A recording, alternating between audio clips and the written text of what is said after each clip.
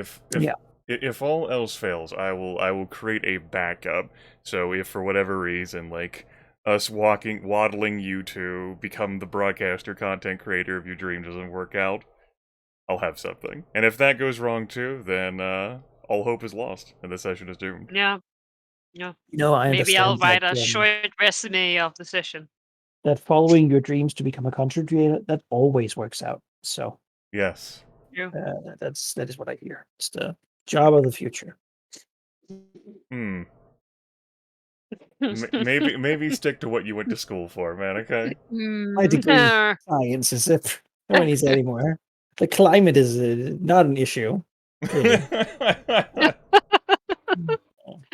You not hitting that like button is. I need to do sponsorships for cutesy mugs or something. Yeah. Absolutely. You're at Well, twitch.tv/Manikai. yeah. /Manikai. Yeah, I got that real name. Yeah. You wanna Didn't even make have to do what I did with YouTube. you wanna make a stream announcement in How to Mirror Holes Discord? Let folks know that you're live? Yeah. Yeah, I should do that, shouldn't I? Let's see here. /everyone. That seems a bit excessive. Well, I guess everyone can mute that channel if they're not interested. And I just sent my. I guarantee that they already have if they're not. Oh, I don't have access to the channel. That's So okay. I can't. I'll inform folks.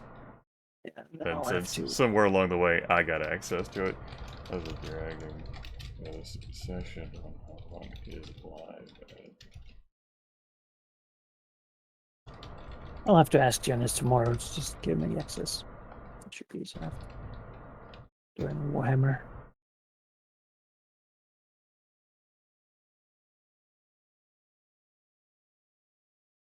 There we go. The fucking bird. It's right there. There we go. Excellent. Good. Wonderful. Fantastic. Look at that bird. Used to be a scowling goblin, but this is better. Curious bird, you know? Yeah, curious. That's what it is. I don't know what you're. I still feel a little sweating when I zoom in. When I click to view the original picture, I'm like, oh, whoa, okay.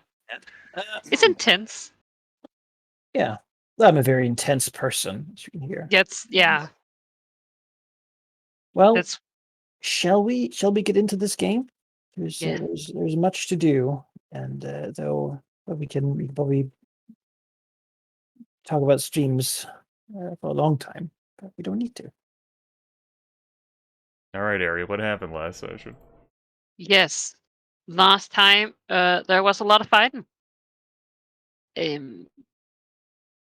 As the Chosen and his group ascended to the last ritual site, which is seemingly keeping the deceased king of the Cloud Giants from joining the legions of the Death King, the dragons decided to interfere.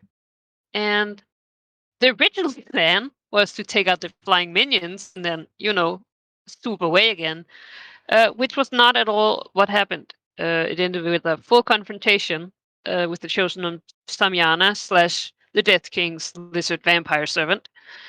And after a short discussion that amounted to "Please leave, let me do my job" by the lizard, and "No, I will not allow this turn around" into fighting. And it was a pretty fucking rough fight. The dragons barely succeeded to withdraw after having killed all the Chosen's minions, which really it was Emissary who killed really most of them, as the other dragons were just being dazed, taken over by very little effort, seemingly from the Chosen's magic mind bullshit. And afterwards they rested upon the mountain, and Vesicus decided to talk with the tradition-preaching Cloud Giant, and they agreed that maybe they should reestablish some ritual sites. I don't know that they agreed how to do that, but they agreed on that. Afterwards, having done this battle, the Lignith and the Fane destroyed the rest of the coalition of lizards And while they're still around, and there's still a lot of them, they're no longer a faction on the board. Emissary Leadership had another meeting with her, surprisingly agreeing, not friend Viros, and they sort of agreed to work together in the shadows, ironically, since they're fighting the shadow Shar. To influence the council against Shar, despite Cindermoon's I don't know if you can call it reluctance, since she just seems to not do anything about it. But yeah, working together, trying to basically put Emissary in a position of power over the Enclave. Would not have thought that would happen anytime soon, and especially not from the guy who seemed to be the least happy to see her when we first met all the bigger parts of the Emerald Enclave. So props. And I think that's what I have in my notes. Oh, I think there was a link to a discussion about a future encounter of trying to destroy the Altar of Shar that was found in Nathlik, together with Viroth. Yeah. Certainly there was. Now, last time we completed a couple goals, and we completed one and abandoned one. And so we have a goal slot open. We have two technically, but one of them is generally reserved for Grimith. If you have something you want to put in there, you certainly can. Just assume you get rid of it if it's not done by the time he gets back. But if not, we still have one. This would be Recicatrix's generally, given that Emmy still has her two goals. Yep, let me beat these. What you got, Ari? We have integrate the Emerald Enclave and Verdant Eclipse into one. We have mislead the Thane expedition to reduce their progress. We have secure an Earth moat worthy of the Malignant, and we have subjugate the southern tribes. Yes, well, I was deeply inspired by a conversation that happened over the week with Grimith in the chat. So I think that my goal will be to integrate the Sleepers Council into the Marked. Right. it sounds better than booing the Beholder, but that's what's gonna happen. That's a hard goal. Just serenade the Beholder. Yeah, I'm charming. Sleepers. Food. Free food. And I think bully it's people. hard. It's hard because basically right now, if you asked, the Sleepers have no real reason to do anything. They're pretty happy where they are. They're just sort of left alone to be their little weird cult, and we're sort of good with that. So you will have to. I'm not going to ask them. You'll have to sort of make something happen that pushes them to a situation where they might need help or need to be part of something bigger or want to be part of something bigger, or find something you could offer them that they would sort of want to actually work for. They have Getra, their leader, has a bit of the same problem that, and really the name of their faction says it all, right? The same problem that Emissary has, in that very much enjoys doing very little.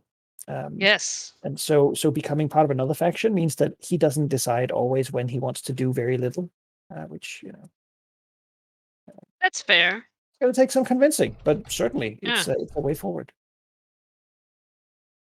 I want the Beholder. It would be an interesting ally. Yeah. Yes. And I guess for a temporary goal, if we are going to pursue like destroying the, I don't know if you had anything in mind. I do specifically. Yeah, cool. It's going to be the smash the shrine of Shar beneath Nathlik. Okay. As it turns out, this is a motivating thing for me that might take place today. Yeah. Let's call it destroy Sharite? What do you call what is that? What's that as? I don't know the adjective for her worshippers. We'll write it differently. The altar of Shar beneath Nath. And that is going to be medium, because there is certainly, like, it's not easy. You can't just do it. On the other hand, you have also, like, there are other powerful beings also interested in accomplishing this, right? Right. You're certainly the driving force behind it. All right. That will be our goals then. Not entirely. And you paste those down into the group chat so that they can be beheld and witnessed. I will. All right. Yeah. Ta-da. Just have them doubled. There we go. Now we can all keep track of them.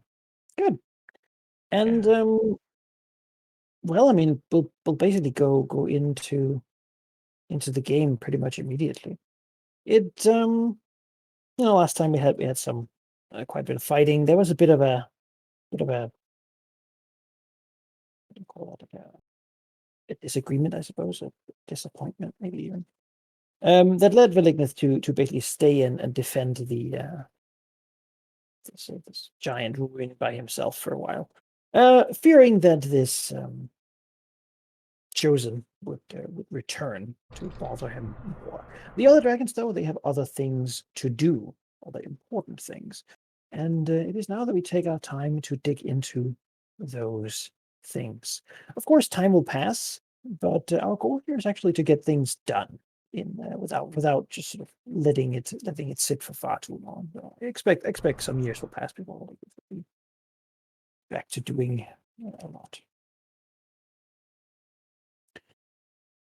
So I suppose my first question is there anything you want to get done? I should have moved home, taken a rest.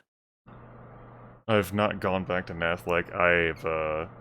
I returned back to the Grand Temple because of the purchases I have to orchestrate. The actual money, which we've discussed, you and I. Yep. And that requires her to do that because it's her money, and she's also got to commission the thing that's going to be part of the test. Yes, the thing and the test. Yes. Yeah. As a wise worm would do. Nod sagely. You gotta be well prepared. Yeah. Are you saying that just approaching something head on all the time is not a great idea? It's almost like this dragon approaches problems in ways different than other dragons. As if there's a desire to apply less effort. I was thinking about utilizing my company in some way, but I don't think I would. I discussed last session that I don't think they have a driving force that would cause them to take initiative without the dragon, because there's no one, like, ambitious enough to do so there, that I have, like, a name attached to. Nor do I think I would sick them on the Emerald Enclave to get them to, like, perform tasks as, my dragon and Veros discussed. I don't think that's really in their sort of sphere. I think that's something the dragon would handle directly. If there's going to be anything that Emizare Leaderthier does as she's waiting to acquire, like, the assets before returning to Nathlek, it's going to be to begin personally to exert her will upon the Emerald Enclave. The idea in mind being that as she is still, until stated otherwise, the mouthpiece of Cindermoon, that she can begin recommending positions of prestige and, like, tasks for worshippers and followers who are, like, strongly attached to Cindermoon, such as keeping an eye on Anglispark and the disasters with, like, crops that are happening in Termish. Or, like, as the darkness is spreading across, like, the sea and reaching into, like, Westgate, that's something that, like, important and prominent people need to keep an eye on as well. and perhaps also like throw around the idea that it's heard on good word that the blue flame might spread into Westgate as well. Oh. All right. How hard does she like push for this? Like, is it something she mentions, or like, is it deliberate? Like, find the people and then order them to go do something about these things. I think it's a deliberate find the people, and it's not like she's not going to give them a direct order, but it's the sort of like implication that a dragon might give to a non-dragon, like a lesser creature, that I'm speaking on the behalf of someone that you care about, and I'm also a dragon. Mhm. Yeah. With the idea in mind to frame it that these are like good, like prestigious things to do instead of I want you out of this forest. Yeah. I mean, the reason I'm asking simply is that like she's doing it in a manner that is clear enough to anyone that this is that she's actively participating. Yes, she's actively participating. She's Compared to looked away what. from Nathlek for the time being to focus in on the Enclave. Mhm. Mhm. Yeah, I mean that's something they will definitely get into, won't they? Given or just make the enclave here do a gather information roll to try to see if they can, it is to get them away, but they might also learn something. Being informed about the general goings on.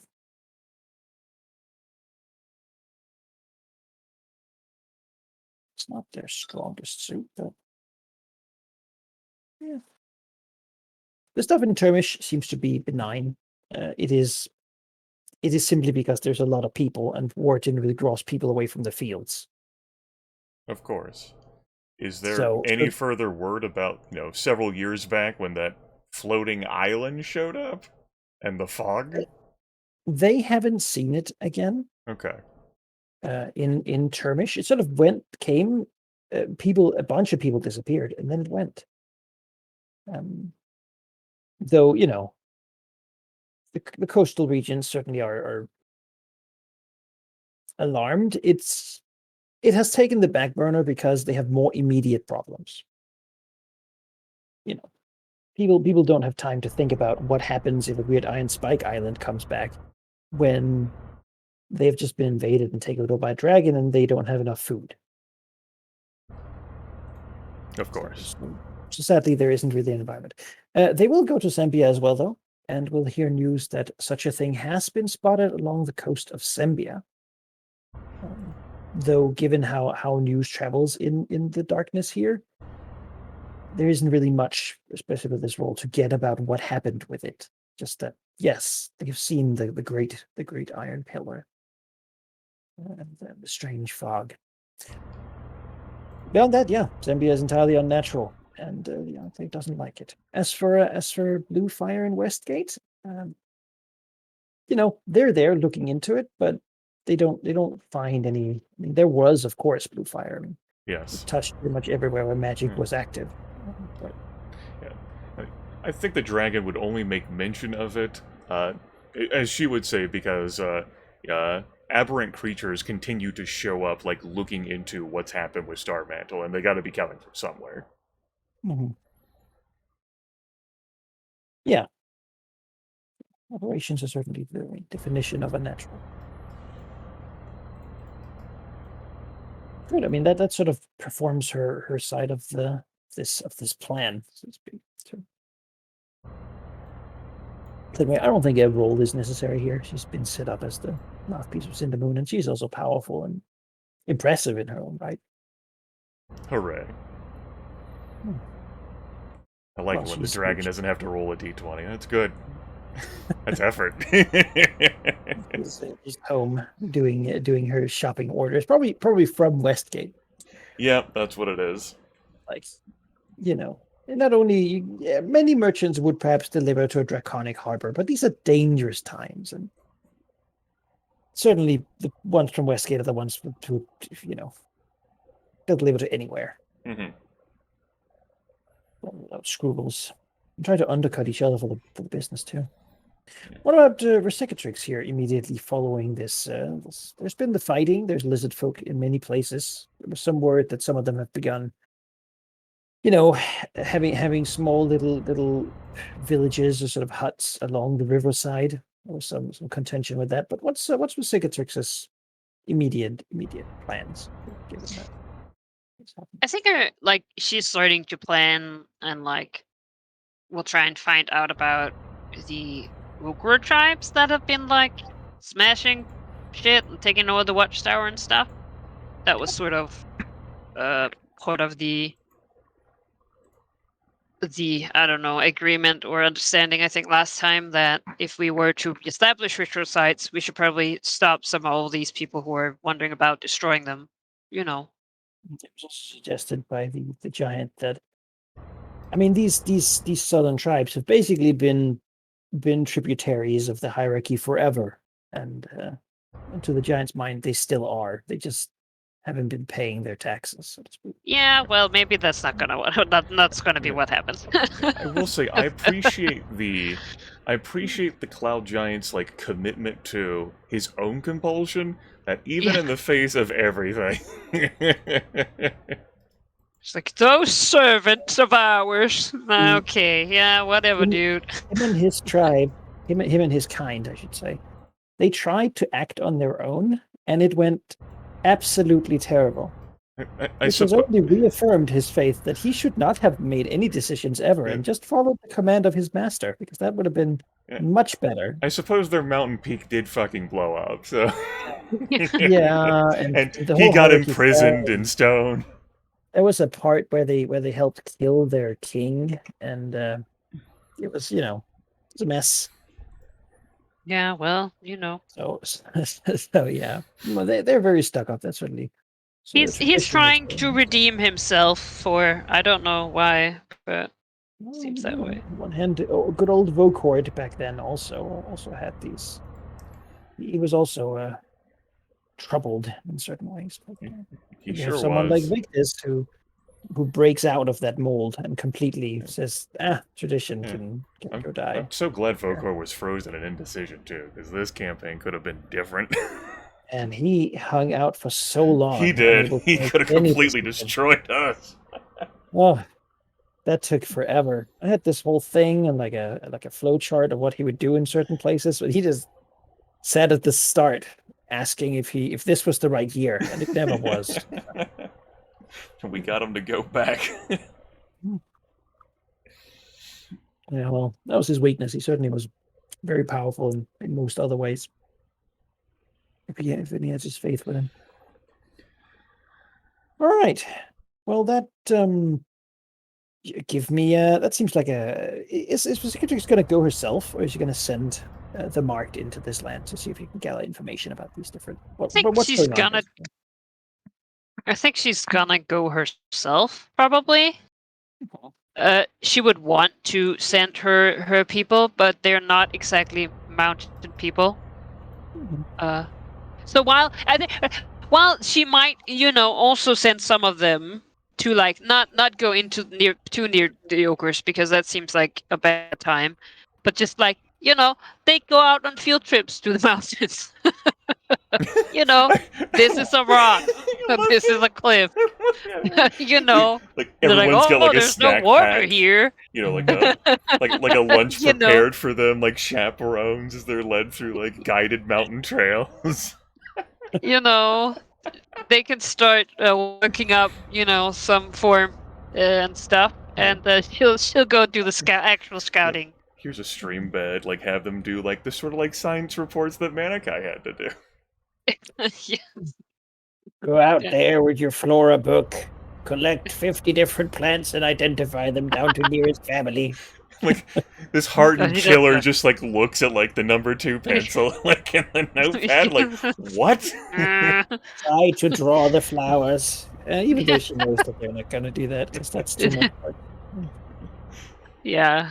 She's tricking me. This is some sort of test that has to be. Well, it is a test. It's true.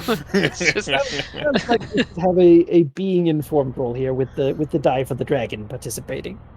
Yes. Yeah. That influence and sovereignty. Yes. This area certainly doesn't. I mean, it doesn't have a cohesive faction, and thus it doesn't have anything preventing you from learning. Yeah. There's no espionage because there's no resistance to it. So that's going to be 6 dice for you then, Yeah. right, Ari? Yeah. Nice. Ooh, double nines. Yeah, all right. There's currently going on what usually happens. They have sort of a little bit of a Dynasty Warriors thing going on, I want to say. If you know what that means. It means basically that this No. place has been united by powerful beings for a long time, giants, say, who has held a strong, firm grip until they suddenly didn't, leaving a nice power vacuum into which a right. lot of different warlords of different types have sort of jumped. Meaning that now it has sort of been split up into different groups. Many of the tribes have been subjugated by different warlords who are now sort of fighting each other for dominance. Each having grown powerful enough through defeat and victory to actually be competent. And at this point, it is less anarchy and more sort of like a five-sided, all-in-all war situation. Oh. Okay.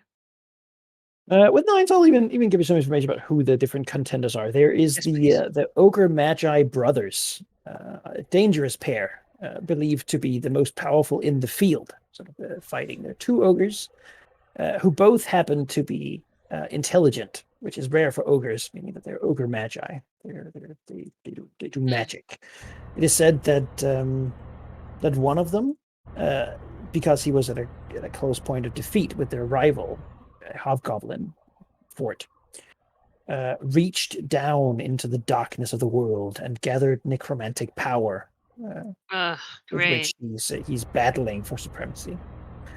This led his rival, a Hobgoblin commander, to also seek out dark power with which to fight back, having locked those two factions in somewhat of a stalemate for a bit. This has allowed a few others to rise up. The newest contender to the scene, known as Mystic Burr, a bugbear who has strange powers. He can move things around with his mind, and thus he has perfected the power to make everyone look at him at all times when he's around, which is a very impressive thing for a bugbear to do. Beyond that, bugbears are fairly rare in these mountains, and so he stands out to the goblins primarily of that. He's sort of weaker than the others, but a contender nonetheless with strange powers. But that there is someone who basically has claimed the title of Lord of the Hierarchy, which is High Shaman Uzak, a hill giant with a couple of other hill giants working with him, who really has mostly survived because he is a hill giant shaman, while most other people are goblins or ogres and some such. It's just sheer size and physical power has carried him a long way, though he's certainly not wise nor smart, nor particularly strategic. Facing him generally means being buried under boulders and being hit with a big stick, which nobody really enjoys. Beyond that, of course, there's plenty of minor lords, but these groups, these four groups, are the ones that are currently sort of prominent. Okay. There seems to be a lot of dark power deals there. I don't know. You know, it's an All arms right. race. All right. Yeah. Alliances are made sort of in a Game of Thrones constant manner, and backstabbing is certainly also an expected part of it.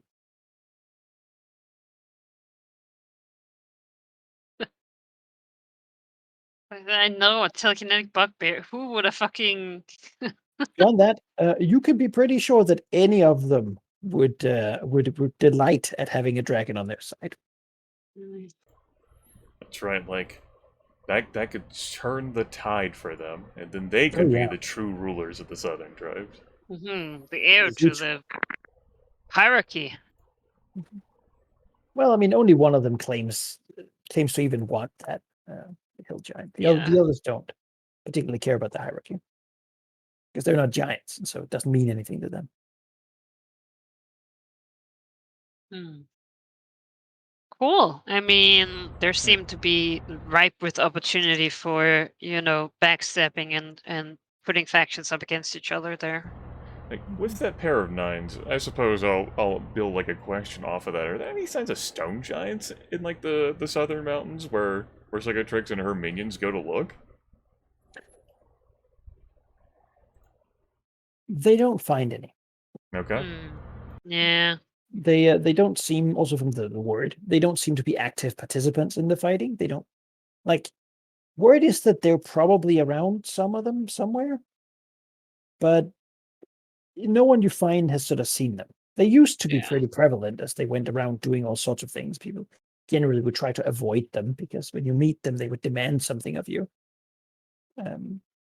While if they couldn't find you, then they couldn't demand anything. Yeah, that's Um, how it works. but no, I mean, it seems most of them have gone underground where they're Yeah. perfectly fine. They sort of have the ability to melt through stone, so they sort of just go into little caverns and such. They have no exits, and then they live there, presumably. Um, Hmm. Stand guard for the Death King. Really, the nearest you get to an answer is, stone giants. Well, thank God they're not around anymore. All right. No.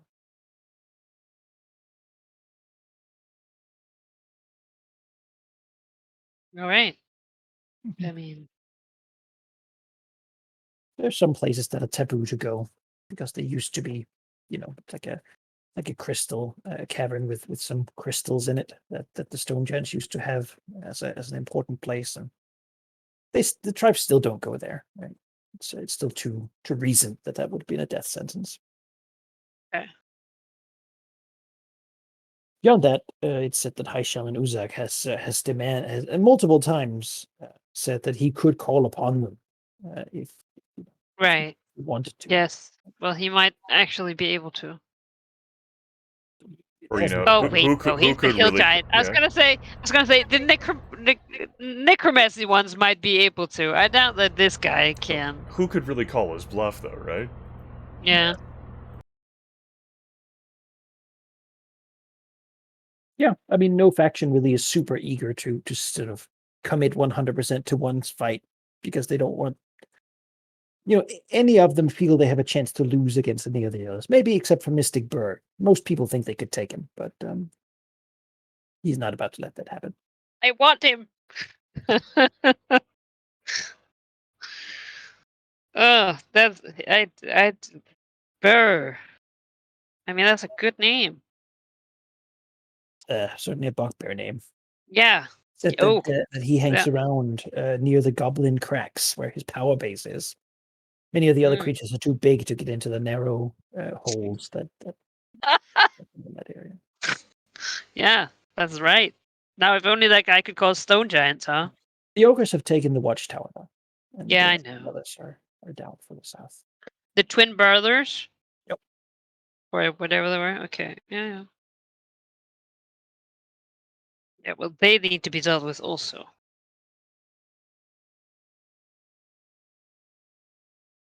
Alright, well, That's a bit of information. yeah. So now it's up to you to decide what you want to do with it. Yeah. I'd like to try and influence them to fight each other more, but They already are. yeah.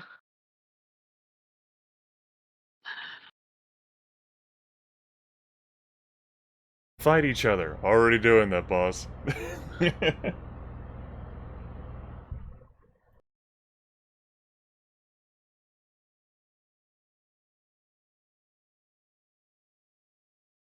Yeah, I mean, Hey, you can certainly, go ahead. I'm looking at actions. But no. sure.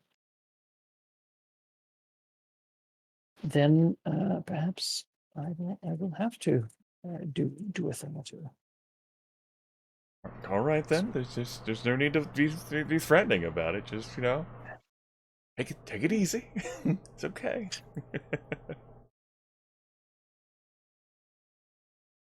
Mhm. let's look around to see. We have the Great Tribe. Who I'm just gonna move actually. They've been killed.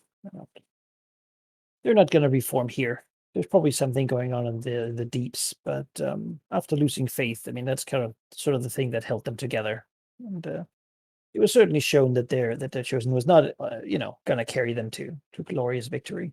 So No. maybe the chosen lost their way after bringing them to the surface, or maybe they should return, or Yeah. who knows? There's 1,000 opinions about that. So they're gonna split up and go each to their own. As it should be. Thunderholm working with Velignith, and on his general request, will do something that will happen without much fanfare, really. Just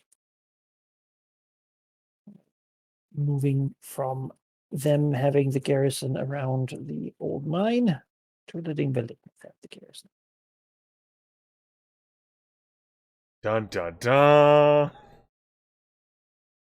Wait, what? Why is At it this red point, like the ogre point? because that's also Velignith. It's also Velignus Keller. Glibgem Because is under Velignus control. Oh, he's The been Goblin trying to Cranks are here. yeah. Yeah, but the silver mine has been controlled by the dwarves, and Velignith has clearly been agitated, and it's really two-part. Thunderholm fought Velignith. They've tried to hold a strong wave against it, but at this point, enough people are sympathetic to the dragon or have grown up with this sort of draconic enforced peace, if you can call it that should they try to go against him, there would simply be too many of their own people disagreeing with it.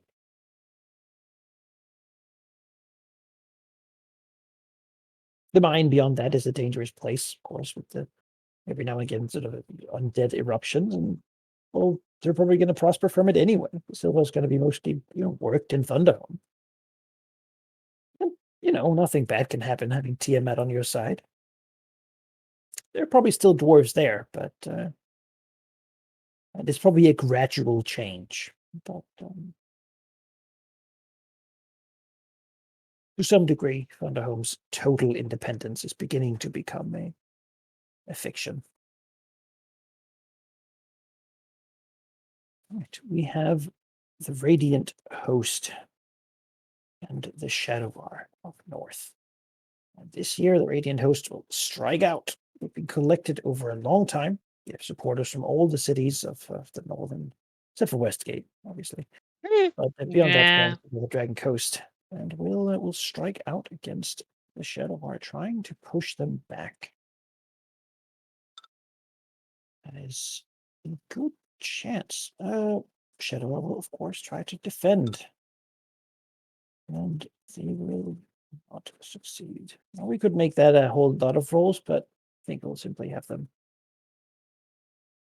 act as a duelier. As the Radiant Host moves forward, strikes at the Shadowar, and pushes them back. A glimmer of hope is appearing in the north of Cormier, and that is a glimmer that you would hear about because people talk, and they have long feared this shadow. And what would happen even to the Dragon Coast? I mean, if it thickened over Cormier, if Cormier was consumed, then there is no power greater around here that could stop them.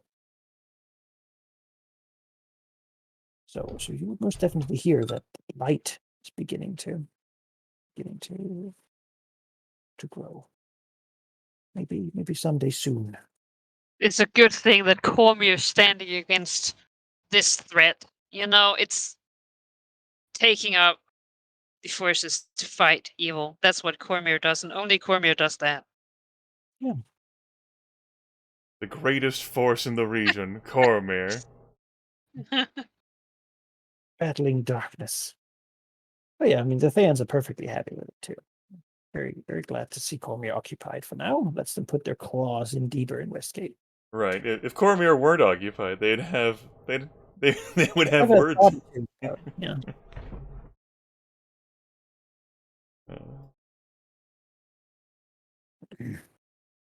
All that I should also remember.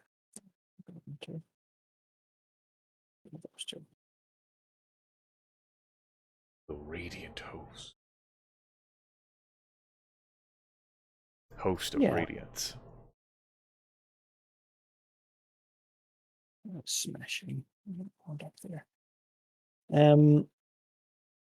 Beyond that, Rosicatrix would hear, probably from Sethiston, that Sevrius has been flying across the swamp in the shadow, and now he can call upon storms that do not seem to affect him whenever Oh, he wishes. I'm He is shocked. becoming a master of the air too, adding to his titles. Yes, As he is becoming the dread of all dragons, not just the black dread. that's right. Tell Ankle Spark Claiming that. Lord of Claiming that his Storms, title dread of all dragons. shall be Yeah. that his title shall one day be to rule Maybe all dragons. Dragon God King. Wait, that title's already taken. Yeah, Anglospark is he always tries to be reasonable, but he certainly also does wield a big stick. Yeah, well, Severus doesn't try to be reasonable, so. No. He takes too much delight in not being reasonable. Yeah, but it That's seems like he's beginning to be active again, having spent all this time mastering his new orb. Word is that he's swallowed it. But he's clearly very excited about it, and certainly seems to have no interest in commanding the Cicatrix to do anything. No, So that is for dude, now. like, The Cicatrix has certainly shown that they are deference. subservient, and also that they're skilled enough to get something like this, which of course tickles Severius as a greed Yeah, that he could get more, better, maybe even bigger. maybe, maybe we'll invent another element for him to master. Yeah, what other black dragon has he bullied around that's given him something like this? Exactly. Yeah. He could, right? Mm-hmm. Maybe there is something about these dragons in the southern coast. Yes, he begins to think maybe, what if he branched out? What about non-black dragons? A novel concept, but why should the master of all colors, Yeah, limit man! himself? Really, dude? Okay. Yeah. Now that he rules Comir to his mind, what's next? He flew over like the swamp and he's like, no, yeah, I'm basically the king now. It's just a formality to claim it at this point. Yeah. This is the same That's how- attitude I've been hearing from these other player character dragons this entire campaign. Go on, please. Yeah. It's like, this is basically mine. I just need to, it's technicality. Yeah. Zambia continues to be held at bay, strong, certainly, not in a weak state. They're dark shadow mages watching the coalition ships every now and then. There is the fear going on now. I don't know if your characters would hear this. Maybe Imagery would. I mean, if the harbor is still open to, well, actually, she also gets news from the Emerald Enclave. You can decide how you might come by that. But there's thoughts in Aklarond and nations across the Sea of Fallen Stars that this focus of all of them and their forces upon Sembia is letting Thay act a bit freely. Normally, this coalition has come together to stop Thayan expansion, once to stop an invasion of like horde centaurs, but never really against Sembia. And their focus here for so many years and for so long is really, taking pressure off of Thay. And now that they see Thay here, ostensibly helping, no one really believes that. It worries them, and there is some agitation, some hope, perhaps, that if the Radiant Host does well, this war could get bloody again, and maybe they could begin pushing Shar back. Right. And what's So to that they stop can the concentrate on the real enemy. yeah? What's to stop the Radiant Host from going after other creatures that would not enjoy the Radiant Host? Most of the coalition's not worried about the Radiant Host. But no, burn the darkness from the world. That is Yeah, and certainly then burn good. the undead from the world.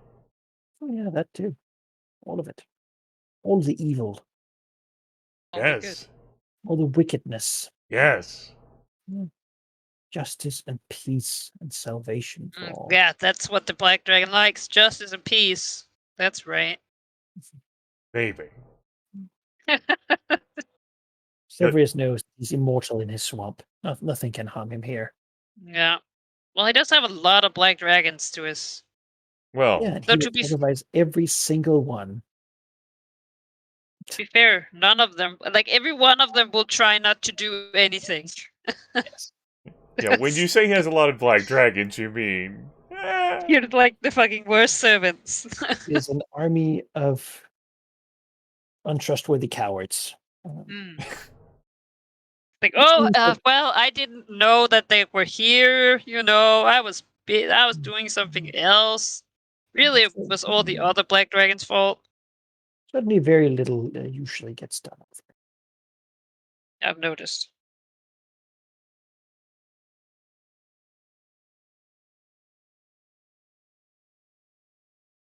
Which leads us route to the Red Wizards of Thay. They have completed their Thayan Gate. They have amassed a large number of gnolls in Westgate and made an alliance with the Black Network and the Church of Bane.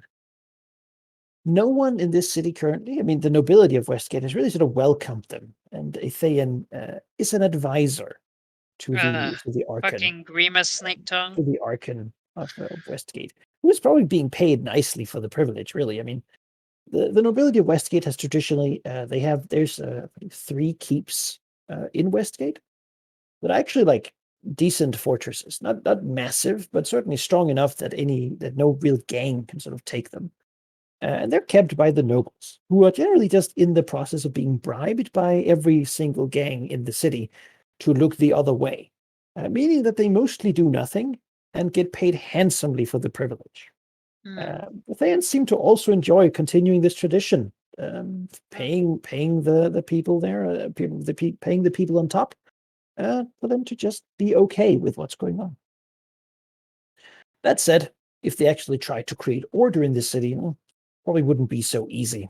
Their benefit certainly is that they have connections, and that the gangs that they employ also, that employ them, I would almost say, also have a benefit in keeping them in their position. Right.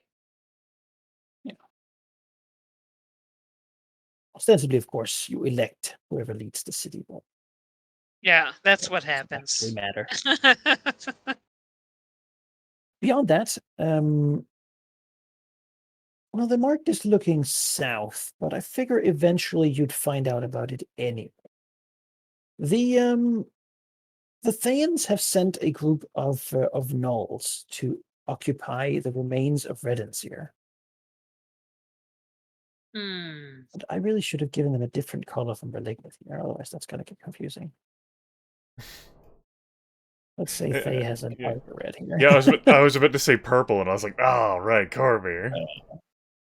Let's give them like this maroon. All right, yeah. Brownish color. Crimson, burgundy, maroon. There we go.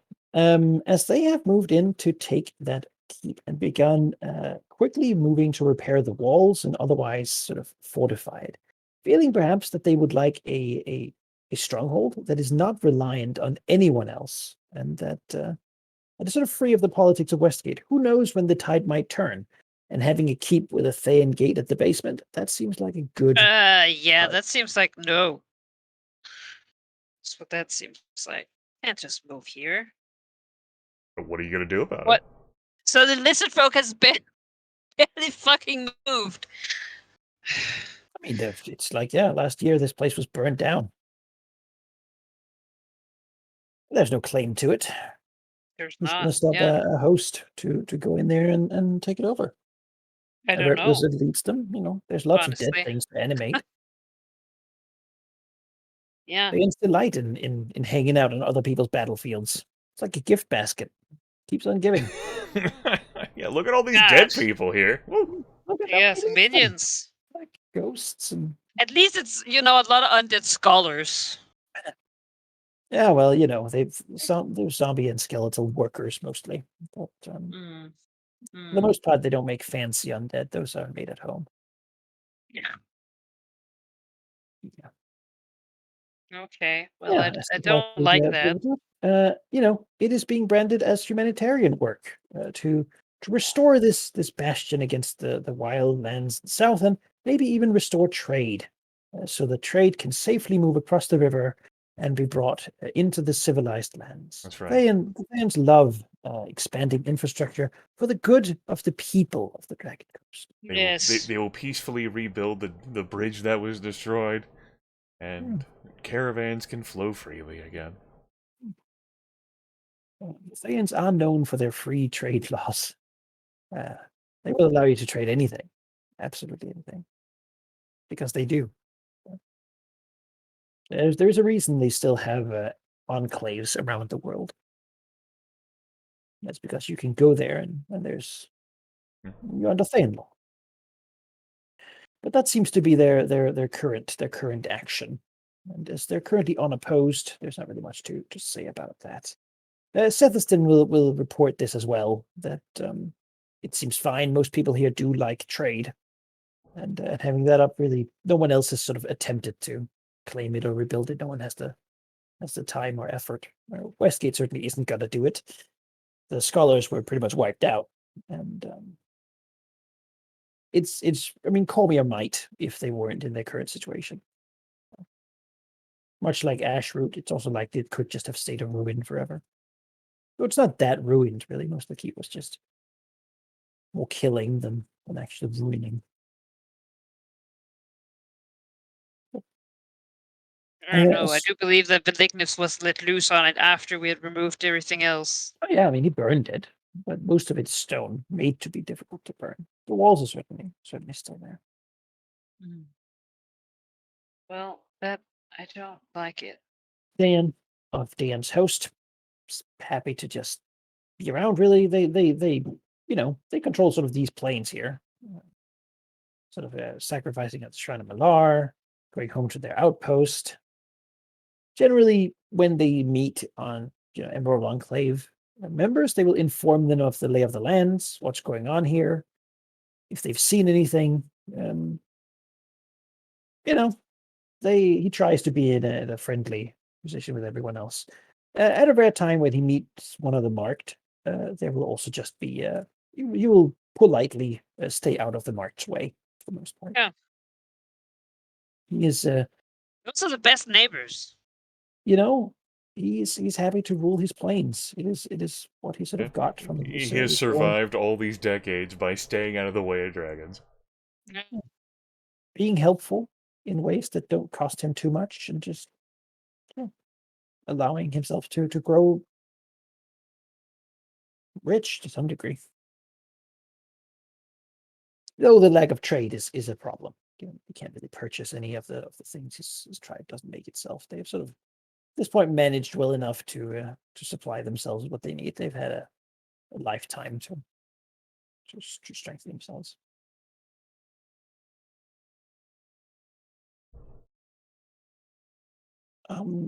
Happy to do their own imperialism elsewhere. Have the Red host in Termish, still just working to secure things, though. This whole conquest has left Anglispark with now an agitated army of mercenaries and centaurs and giants and such. And since he's sort of done conquering Termish, he's beginning to look for other targets, because you can't just have all these soldiers around. They make a lot of trouble when they're not fighting. And he doesn't actually want the Red Banner host to stay in his lands forever. They're sort of not. They don't fit into his perfect ideal of a militaristic, sort of orderly society. So the fire giants, though, you can work with them. But word is that the many small dwarven holds in the Oshra Mountains might be besieged soon. There's quite a few of them, and he hasn't really bothered with them because they honestly are not really worth it. But it seems like a great place to send and get rid of some minions that are no longer needed. Striking the well-fortified dwarves. That'll secure some losses. Yeah. But that seems to be his current way forward. Centaurs into the mountains. What could go wrong? It's gone well for them before. Yeah. It is somewhat bringing him into a problem with the Fellowship of the Purple Staff, who some are being supplied with weapons and the like from the dwarven holds here, and is somewhat pushing on the border of where exactly Termish begins and where exactly Termish ends. Though so far it has not come to actual blows. There's a bit of contention over there, but what if he's done with the dwarves? Where will he go then? The old colonies? I mean, you know, it's a lot of whataboutism, I suppose. The people of Termish would like someone to come and deal with him for them. Right? Some people think it's also better just to have peace, even if he gets to rule. Peace for a price.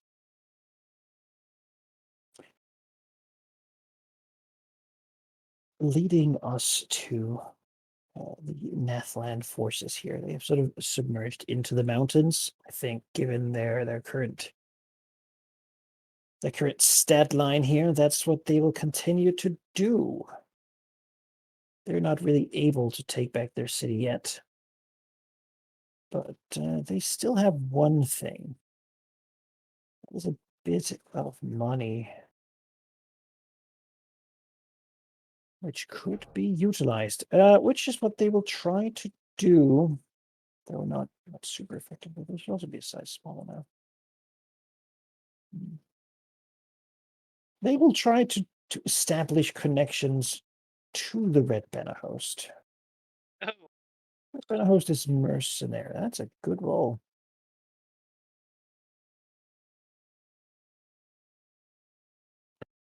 As Lady of Darkness, Evil, Sorrow, Pain, that seems to be somewhat into what the Red Banner host does anyway. And if their current Lord is going to send them into the mountains to fight fortified dwarves for little pay with the expectation that they will die there and there does no longer be a problem, maybe there's a better way to go about this. I think the Spark certainly wouldn't be cry if they left on their own volition.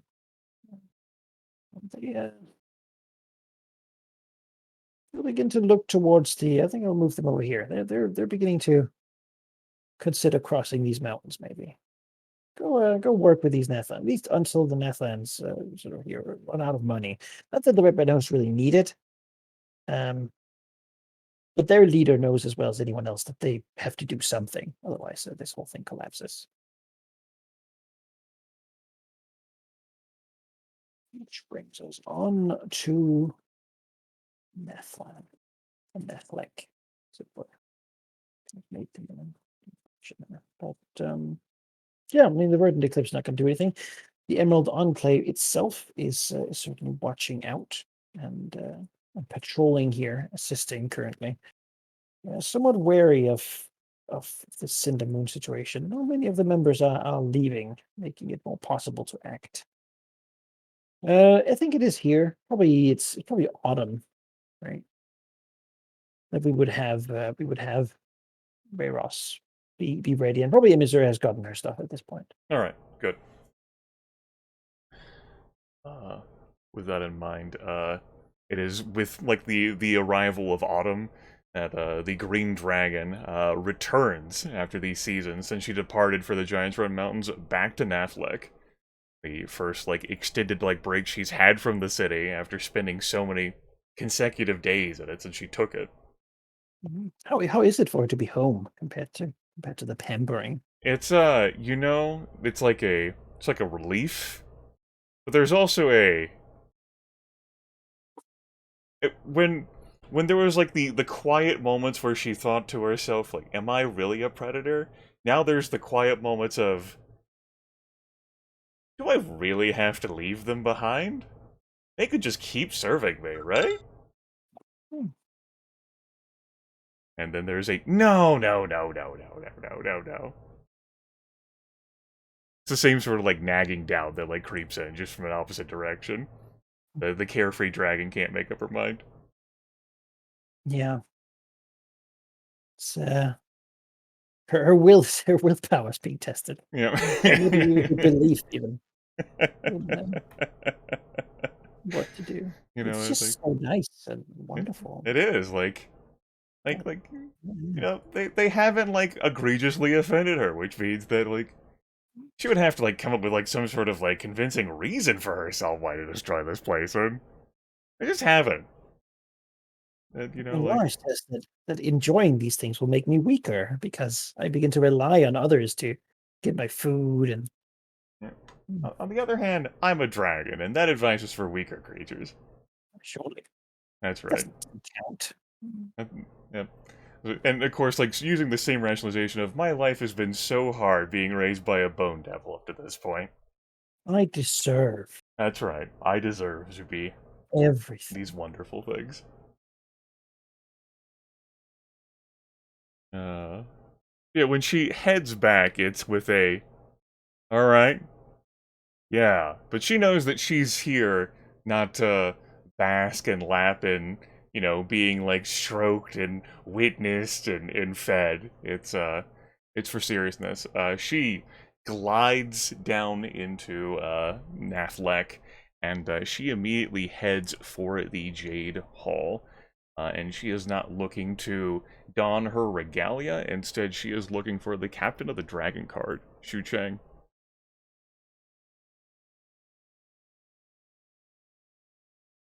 Let's this camera over here then. Yeah. Well, I mean, they are pretty much where you would expect them. Hmm. Shu Cheng is leading the guard, who's sort of taken up. You know, they're not the police. They don't actually have any power, so to speak, or so any official power, right? But they sort of have taken it upon themselves to go around and be visible in small groups and just try to make the locals sort of feel somewhat at ease. It's been long enough now that the locals don't, these Malarites are not going to kill everyone and sort of purge that city, at least not at the moment. Um, and, uh, Yeah. and yeah, the Dragon Guard has been further from the bridge than they have in many years, which is sort of their traditional place that they guard. Normally, they would guard the Sky District here, make sure that not too many foreigners ever get access. Yeah. There is no sort of hesitation. There's no, like, give someone an opportunity to get adjusted to the fact that the Green Dragon is coming. It is a very swift, like, almost like a power walk, if a dragon can do that. Just like a, not even like a gallop, just a rush to get really close in Shu Cheng's, like, personal space. Mm. Yeah. There's a clear. She has her glaive, and there's a clear. This woman is a warrior, has been a warrior her whole life, and certainly her style is to stay a bit away from her opponent to keep like a good distance between them, right? So the dragon moving up can certainly sense that she has this instinct to step back or ready herself or somehow, it's terrifying. Um, but she doesn't. She tries not to show it, right? A slight moment of just closing eyes up again. Don't flinch, right? Maybe sort of a bit of an unnatural stiffness as the dragon gets this close. Yeah.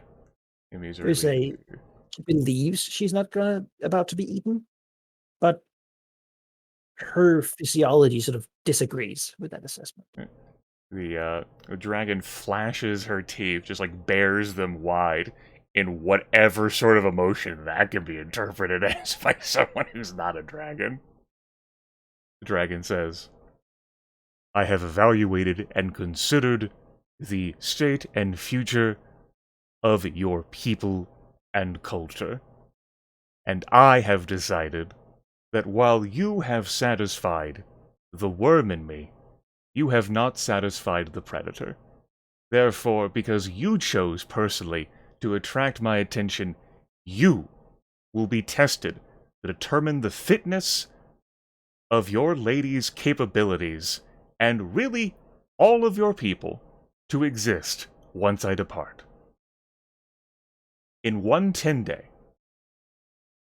we will be traveling to the heart of the shadow here in Naflek, and we will banish the undead and the plague of Shar that has consumed it.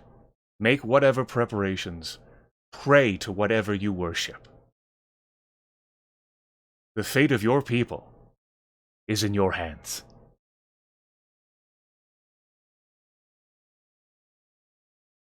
And she Um, stalks away. There's just a slight bit of quiet. That is quite a lot to take in. And then there will be a bow. You know, we're not going to say anything. She doesn't want her voice to betray anything that she might be feeling. But Yeah. all right. Yeah. She will give this Shu Chang 1 10-day, and that'll also give like enough time like Veros, like, alright, and a 10-day, like that'll be time Yeah. for us to I'll be ready. I got my stuff. Mhm. We'll get it done then. And she'll like spend that time like scrutinizing like Naflek, you know, personally evaluating people, make sure that her minions haven't torched anything untoward. Yeah, They bullied people, but you know. Hopefully we can be out of here soon. Yeah. And if not, I mean, there's gonna be someone's gonna have to die if we have to keep staying here for much longer. Yeah. I mean, you're taking Shu Cheng down into the Yep. dungeon here. So, Ari, what do you feel about taking control of Shu Cheng in such a battle? Sure.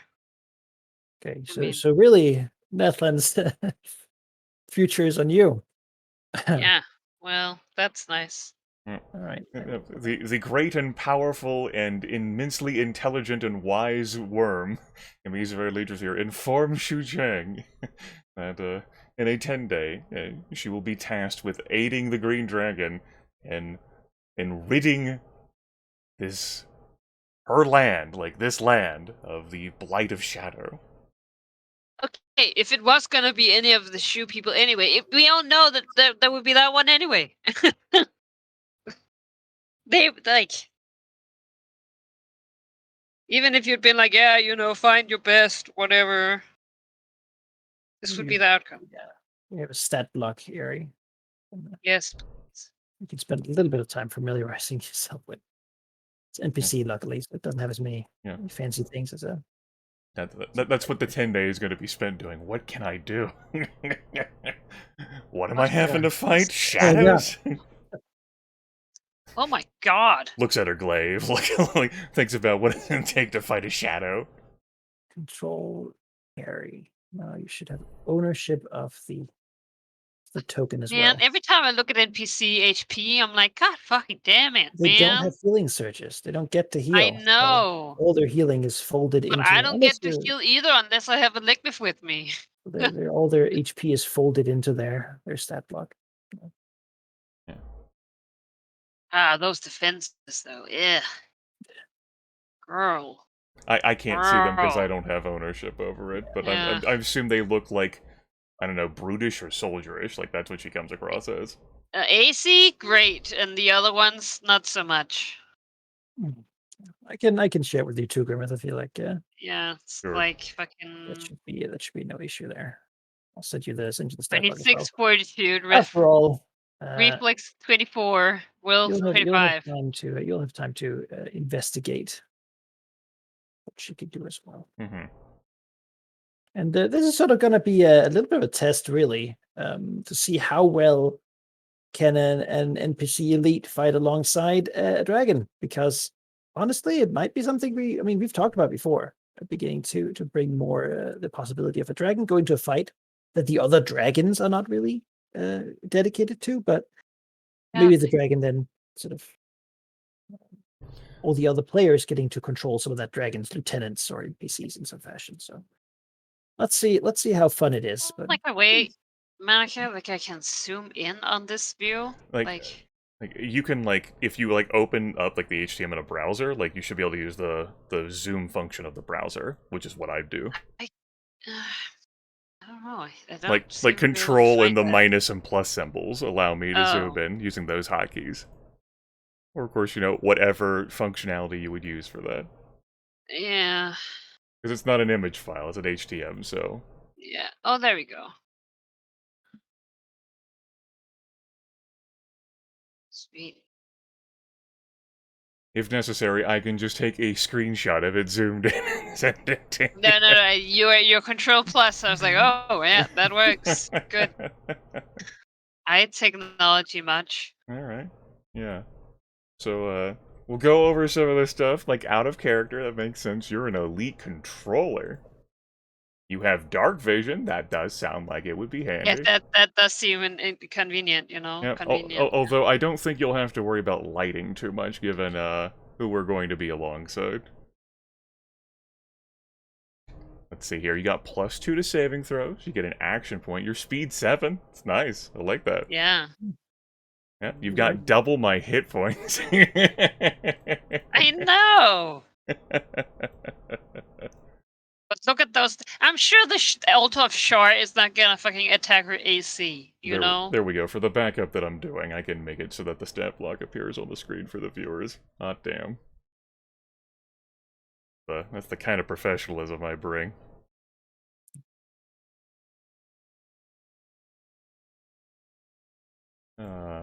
Yeah, controller. Your +2 saving throws. You can use sweep as a reaction. Alright. When an enemy stands up within 2 squares of you. So that's like an opportunity? Like, that's like your opportunity action, then? Yeah, reaction. Alright. Rather stay down. Well, I was asking because reactions aren't, like... Those aren't Not for really. you, yeah? Your standard action, it's the attack to make someone fall prone. You have a close burst encounter. Close burst 2, all enemies. So it's a friendly burst against reflex. You have an at will, melee 2 against a prone enemy to weaken them. And then you have an encounter to slide someone 3 squares, even if you miss. And then an encounter immediate interrupt when someone moves next to you. Okay.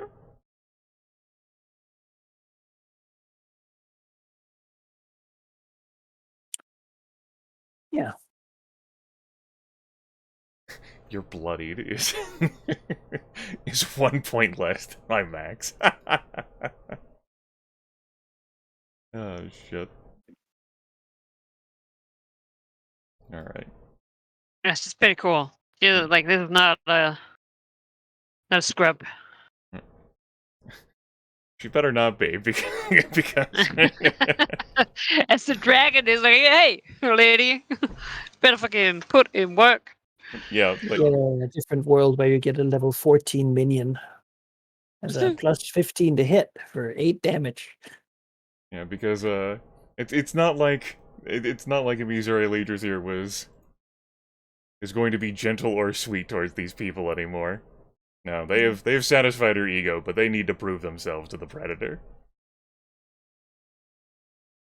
I think the dragon leaves Shu-Cheng alone for the 10-day, allowing her to do whatever prayers or preparations or meditations or consultations. Say goodbye to her family. Yeah, you know. like raid like weapon stores, find the best glaive. Who knows, right? She has the best glaive. Yes.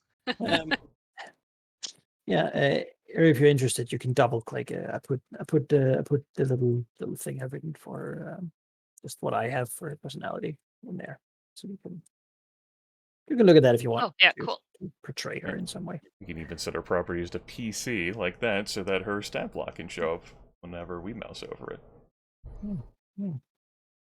Which is nothing out of nothing. Dun dun dun. Switches. Her fortitude, reflex, and will are different than what's shown on the stat block. What? Yeah. On the HTM that you sent, it's 26, 24, 25. On her token, it's 25, 28, 30. Oh, they've been switched around. Yeah, I usually do some fixes due to the macro I used to import them from the HTML not being working out.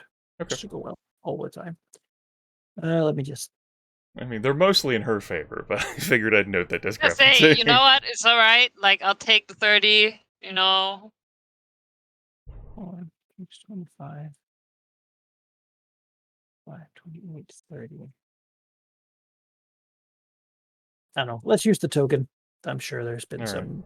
Maybe I've done a math. Yeah, you'll have to take that fortitude hit, damn it. All right. When the 10-day passes, though, the dragon who's carrying like she's got a sort of like a thong around her neck that has like the portable hole like attached to it. She also has like a small satchel. She goes back into the Jade Hall, and she goes hunting for Chu Chang again. And sort of like without like a preamble, she will like pick up the woman and begin like hoisting her and slowly carry her out to then fly her to the site. Like And in the her site is, claws? Yes. Oh. and the site is easy enough to find this time, because there is the sort of clay bits that were smashed and broken to cover it have been removed, and instead around that the sort of hole or entryway down to below is a glittering white golden flame burning continuously, fighting back the darkness. And along it sits the person who has created it. The green dragon flies a bit slower than what she could normally go at, A, because she knows she's going to have to apply herself soon, and B, she's carrying someone. But like she reaches the site and then like sits down and gently like sets the woman down beside her. Although she tries not to. She's trying to keep her own composure at the sight of like. Yeah.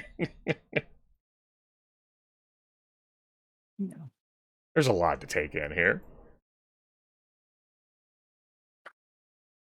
Yeah. The green eyes of the dragon, lands on the green dragon, and gives a slight nod towards the entrance. Says, "The fire will not harm you.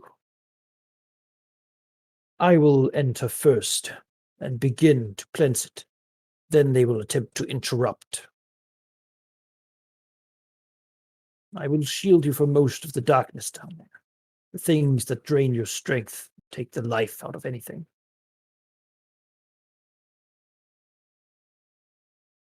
Missouri leaders here like slowly nods and looks towards Chu Chang and says, "Chu Chang, for you." And reaching into the satchel, Missouri Leadrathier pulls out Grimith. Now, like, frowns deeply as he somehow managed to close this. Here we go. Let me go ahead and put this image in the group chat. 2 fist-sized stones, which glow faintly. And she will explain their properties. These are glowstones. They radiate dim light in a 2-square radius, and they can be consumed as a standard action to create a zone of bright illumination in an area burst to within 5 squares of you. Which causes any undead that's vulnerable to radiant damage that enters that zone or starts in that zone to be affected as if it had taken radiant damage. So if something has like vulnerable like radiant 5, they would take 5 damage. Incredible. Well, I'm gonna go ahead and say that Xu Sheng will bow deeply and say, "Thank you for this great honor and gift." Yeah. Dragon says, "There is a primary target I'm hunting in here. But there will doubtlessly be other things that try to disrupt the ritual. That falls upon you." You'll not. With that, like, the green dragon, like, pivots and looks towards, like, the entryway that's been dug out. Again. Yeah. Well, the Gildenfire will take a deep sort of breath, crackling flame inside it, and then we'll dive down into it. Yeah. He's already like, inhales deeply. Having to follow this dragon. Ugh. Dragon's big. What the hell? He's big enough that he actually looks old. Yeah. Yeah, what the hell, man? Ugh. There's just supposed to be Veros here, and she, like, feels like she's really young, and the dragon knows that, and now, like, word's gonna get around that, like, she cares about things. Oh no. Yeah. Damn it.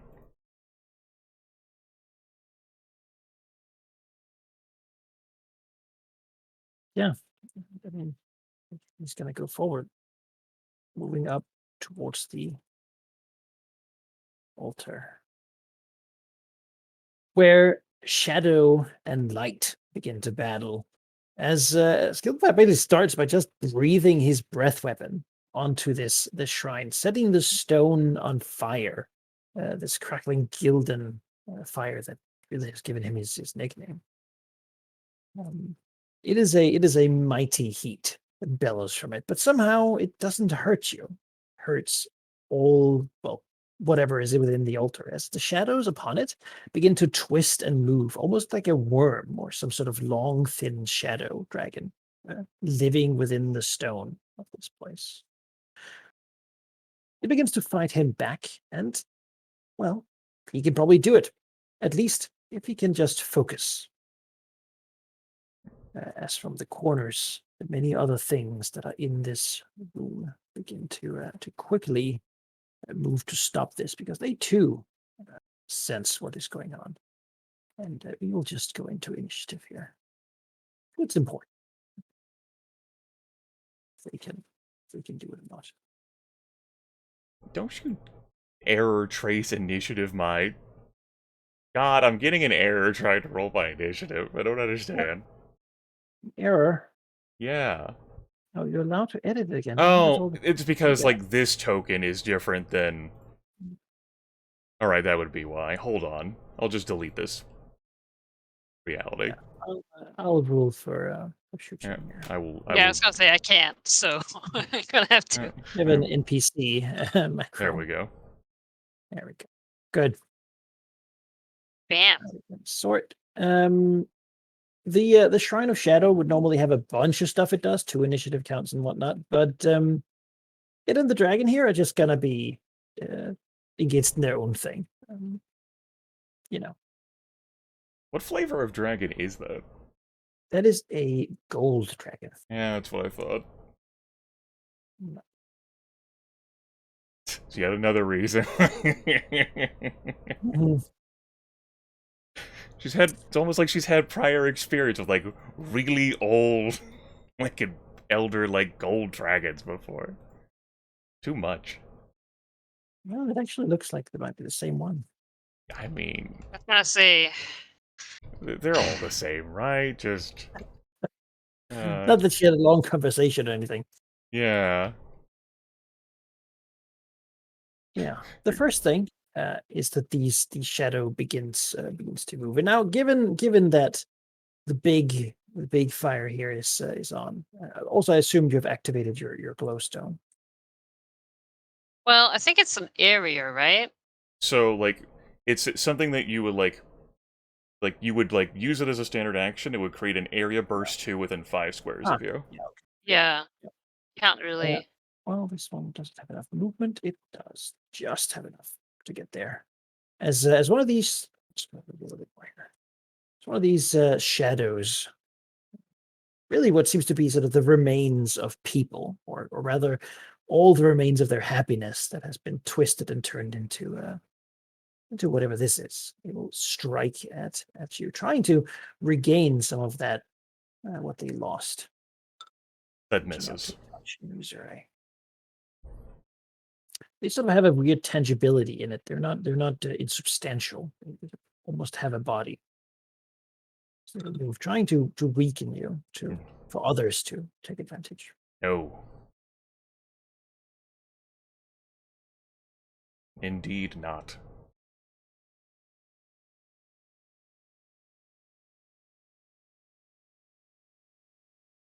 Move there. Shoot Chang. Sorry, I'm trying to make it so that I can look at my own defenses, but I can't. You can't? I can't see them when I hover. Well, that's because your properties got changed from NPC back to or PC back to NPC. There we go. Your unselected Oh, there we token. go. Okay. Should do it. Sweet.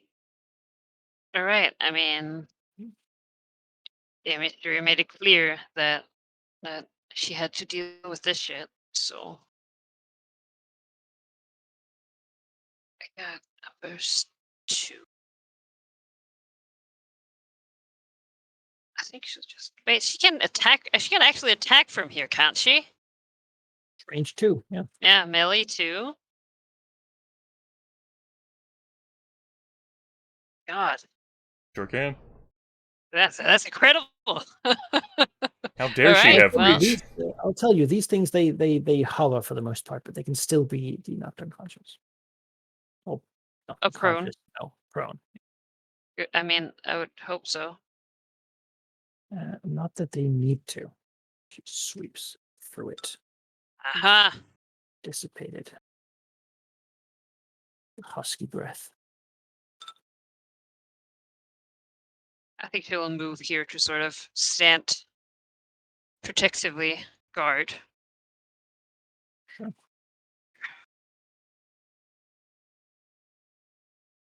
And one will come. True attack. Aha. Miss.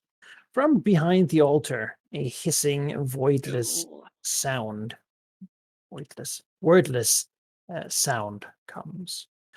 Much like an inhaled breath, drawing in to some icy hole below a mask of shadow. An aura of cold spills into the room as the shadows begin to even cross across Kilkenfire here. Certainly the dragon is big and powerful. He is not a being of pure light, and this is a being of pure shadow. It steps out from behind the altar. And we'll look around. It has an aura of 5. Frankly, it means that no one's within it, but it also has to move. It's the rest of its movement.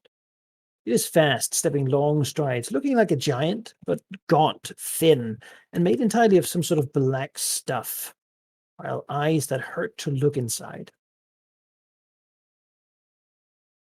A weird slender man.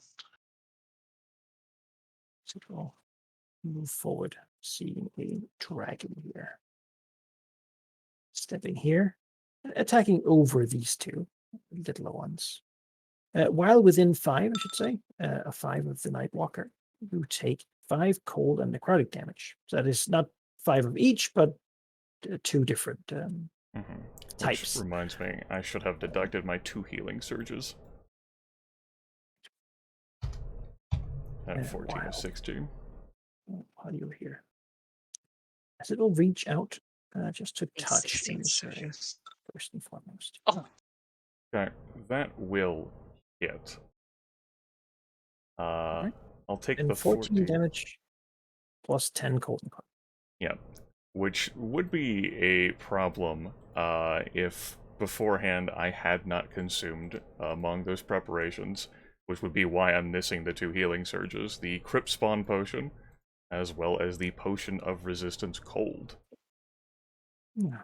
And the Crypt Spawn Potion, which was one of the items I bought that we talked about, you consume that, spend a healing surge, you don't regain hit points as normal, instead you have resistance 10 necrotic and resistance 10 poison. And then the Potion of Resistance Cold, which you said Bob would perfectly have fine stacking with, would be champion tier, and that would provide resistance 10 cold. Yeah. So she's got resist 10 necrotic, resist 10 poison, and resist 10 cold. Which I will mark on the token. However, that 14 damage still very much applies. I will get with you in an immediate action Use your words, Grimith. Immediate reaction. As soon as I jot this down.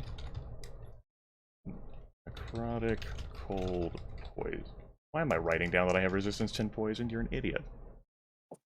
How do you not understand your own dragon's mechanics? Okay. That's 153 minus 14, please, Grimith. I mean, it's not a type we get to face with your orphan poison. Yeah, with my immunity not- to it, and as an immediate Yeah. reaction, I do have a persistent Harrier attack, as Ooh. the Green Dragon tries to reach through space and time to attack the Nightwalker. Yeah, there's the long, thin hands that's striking. The cold and necrotic of the shadows are being blown away, but still there's something solid behind it.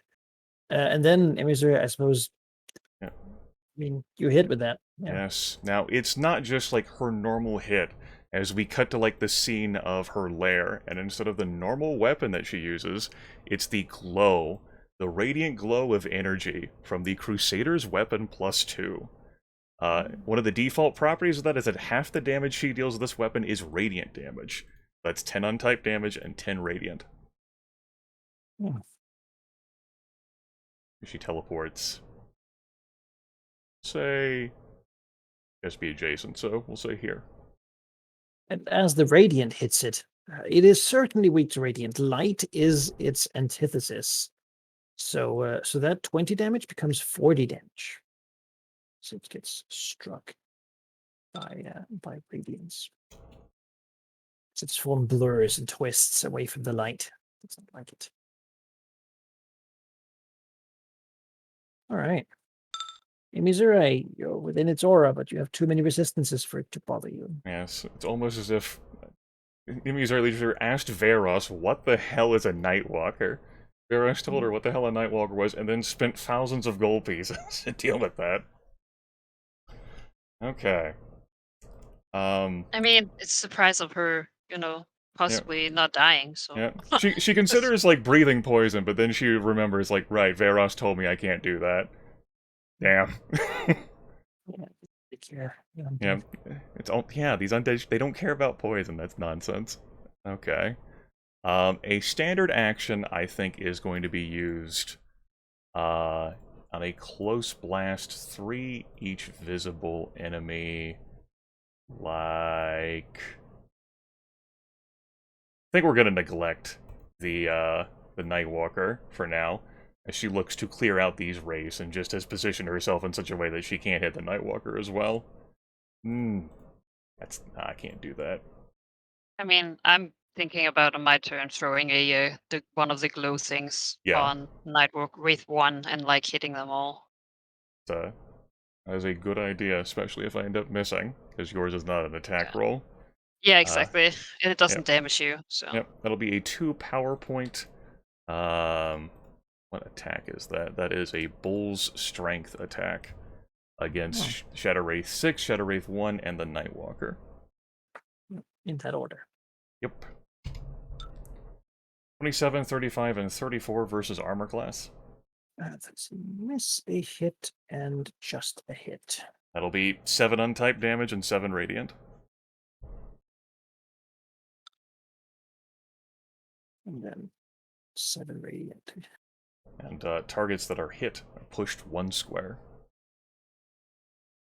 As like the power of the psionic wind slashes into the shadows as much as they can, but they're not like fully solid creatures. Yeah. I mean, it stumbles backwards and almost hits into Gildan Fire. It was just so again concentrating on getting sure this shrine is this shrine is really like you can almost see tendrils of shadow like trying to reach out to the rest of you with whatever things it can do, but it's being taken care of. As a minor action, I will mark the Nightwalker. As a move action, because the wraiths are not adjacent to any other creatures except for me, that means I have combat advantage, which means I can move freely without provoking opportunity attacks, as the dragon moves to stay here. Like so. That'll be the end of my turn. Sure. Here, this wraith moves down. Attacks.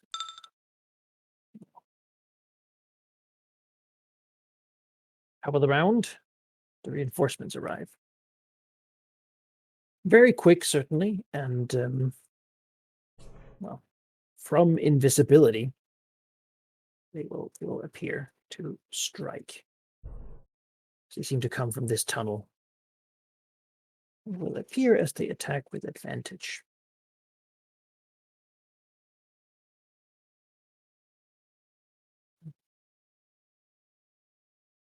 With a shadow staff.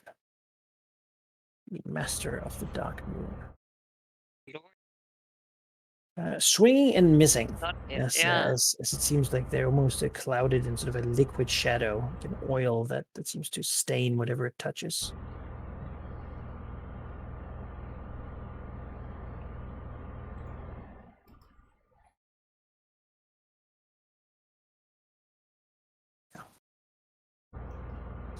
The shadow monkeys, unfortunate that they didn't hit.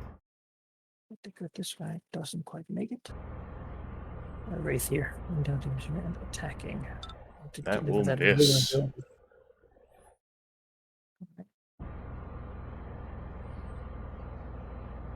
There.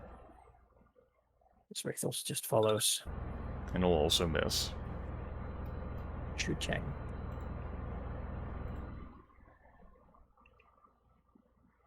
All right. Stuff happened. Okay. Entirely silent. A monk of the dark moon. No sound escapes. Yeah. Barely any sight. Yeah.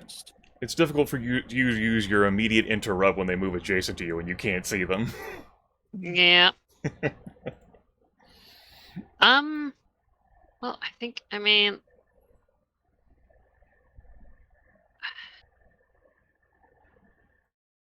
So, see, the question is always like, where are the, like, will they keep coming from the corridors, or like, are they just... They might very well. Like, if you were to do, like, Yeah. an area burst 2 within 5, like, you could easily, like, say, like, shift Consider back. it here, You could yeah. throw that there, or you could even, like, throw it, like, the one space back that you mentioned, like, here, Yeah. or rather, you'd want to do it where you're actually pointing, like that. Yeah. Let me actually That's where I'm make gonna that a throw the, beautiful hue. Yes, thank you. Yes, glowstone. Consumable standard action. You don't even have to throw it, but it's a cool, flashy effect. Creates a zone of bright illumination. Any undead creature that is vulnerable to radiant damage that enters or starts its turn within the zone is affected as if it had taken radiant damage.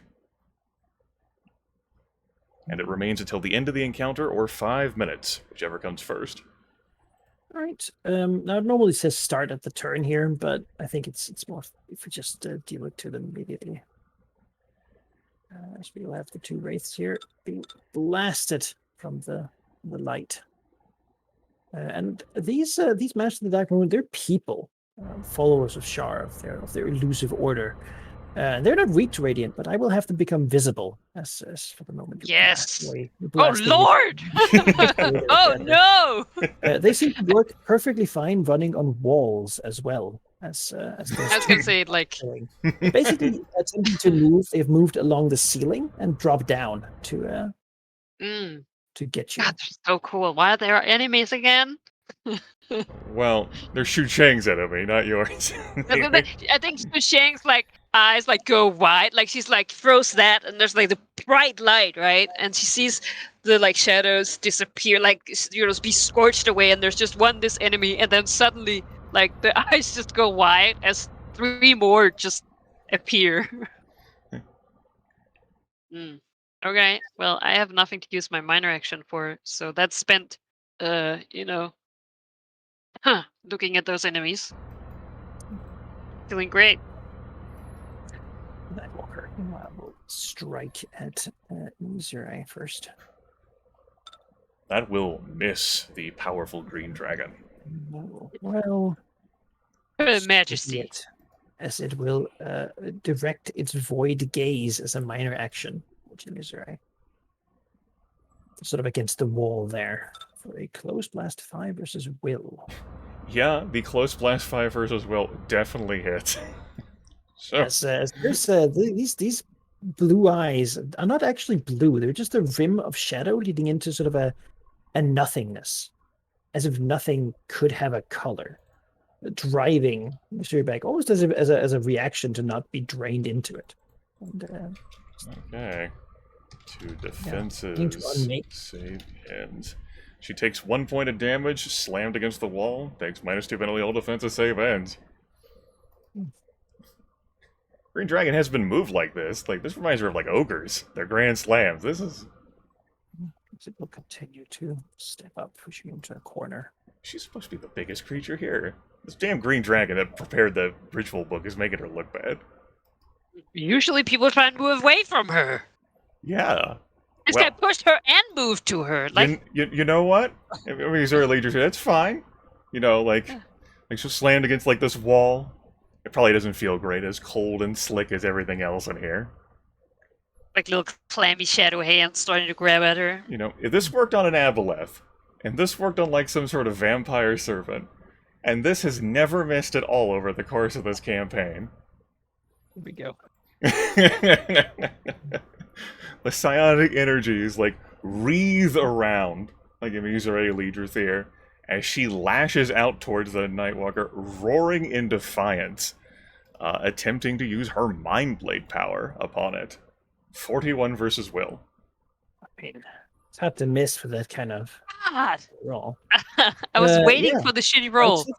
And I think it falling unconscious is more sort of a, like, it's a almost as if its gaze turns inwards, right? It just sort of stands there twisting. Like, just her psionic energy basically smashes it to be unable to do anything. Alright. She locks it out of the world for a bit. I will use my action point. As she uses her action point, she becomes insubstantial and phasing until the start of her next turn. A translucent sort of like mist. Her body sort of decorporealizes. With this action point, I will now look at this unconscious and helpless enemy in front of me. So, yeah, it's prone. I can deliver a coup de grace attack against a helpless enemy adjacent to me. Use any attack power I can normally use against the enemy, including a basic attack. This will be with a +7 to hit. In any hit, will score a critical hit. Yeah, 1 power point, Brutal Barrage. That'll take me to 8 out of 11 power points. That'll be a 47, 38, 46, and 39 versus armor class. 4 hits. Okay, so that's going to be 4 instances of 4 untyped damage, and then 4 instances of 12 radiant damage. And then instead of the 3d8 per crit, this weapon's a Crusader's weapon +2, so it's 2d10. So that's 16 plus 12 plus 8d10, 70 points of damage combined with the untype and radiant through those 4 separate hits. So every time he takes radiant damage, he takes 20 extra radiant damage. He is one of the highest possible vulnerabilities in the game. Yeah, so it's going to be 150 combined damage. As the light just blasts into this thing. The Crusader's weapon like glows with like fury back in her horde at the Grand Temple of Malar as she begins to tear into the creature of shadow. It's like on a pedestal or something. Yes, it's been like venerated and elevated, you know, on like an altar made of like wood that was struck down by lightning and so was never chopped. Specifically prepared, as Veros warned her of this, and she figured to herself, this is a good investment, because like their Thayans are undead, and she has to keep dealing with them, so... Did she buy it for this? She specifically spent the money for all of these things. Okay, I was gonna say, or did she have to like fucking no, like, through all the fucking piles of things and like, oh, where I know I have it. No, like, I didn't even like Okay. attempt to bully Nathlan for like resources for any of this. This all came out of her hoard. Yeah. That's real dedication. Like the potions, the glowstones, this weapon, and other stuff too. Yeah, this gold dragon that has done so much for her. She expected Veros here, but damn it, she is not going to be humiliated. Like, she will not show weakness here. The Predator is still alive and well. Yeah. That's same goes for this gold dragon being here. Yeah, that's my 2 standard actions. A minor action is going to be used to give herself 10 temporary hit points, and we're going to convert the move into a minor, because she doesn't know what else might, you know, like, horrible, like, tentacle things can, like, come out to the walls and, like, try to lash her in, and she will not be denied. She cannot be slowed, immobilized, or restrained until the end of this encounter. That will be the end of her turn. I will make a saving throw against the -2 penalty to defenses. And I pass it. Good. It's a good turn. Yeah. This master is not too happy with being revealed. Part of their thing is not being revealed. That's what they do. You'll move forward though. Engage. And can I still see him? If you can see him, you can see him. I'll use my reaction then. Your immediate interrupt, your lung Yeah. traditions. Yeah. Jason 2, you can make a sweep attack. If it hits, you can also shift a square. Oof. Yeah, that's. They are not actually that fortitude strong. So take damage. Rolls prone. Will I still be able to hit them even if I move too far away from the lighting thing, or see them? I mean. No, them being invisible is the thing they have to do. They have to cloak themselves in shadow. Okay. They are constantly like covered in it, but sort of to disappear entirely, that's something they have to actively do. Okay. Not automatically invisible. Great as that would be for them. Actually,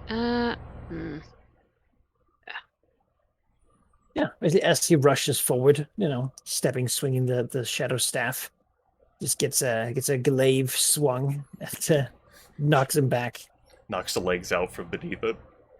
The master guard. Not a good look for like a shadow cool monk. It isn't.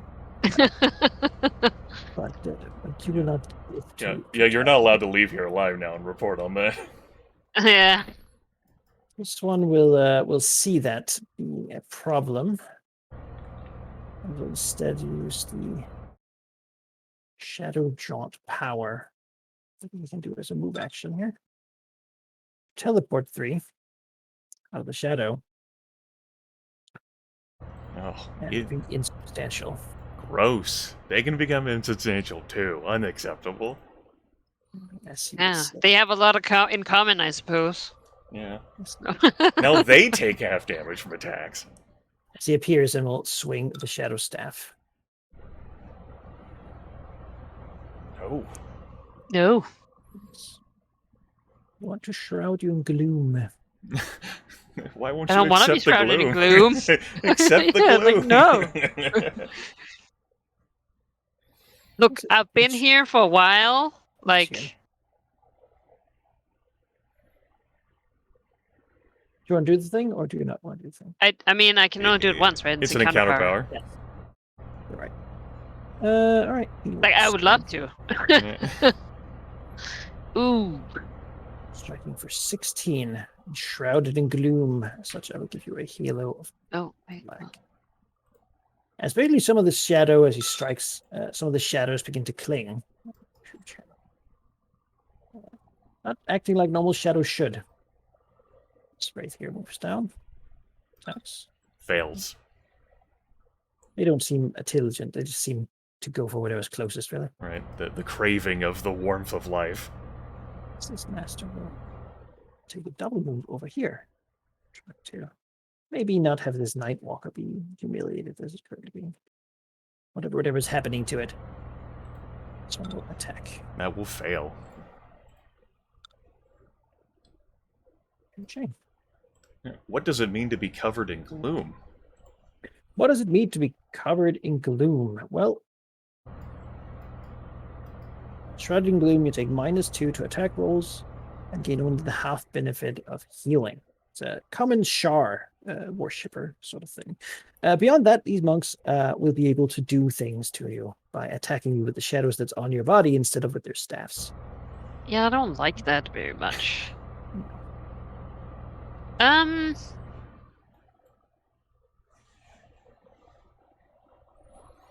I feel like might as well. I think it's time to use her other encounter power. Close the why circle. not?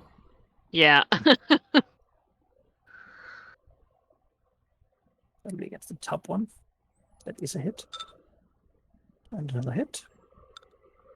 And a miss.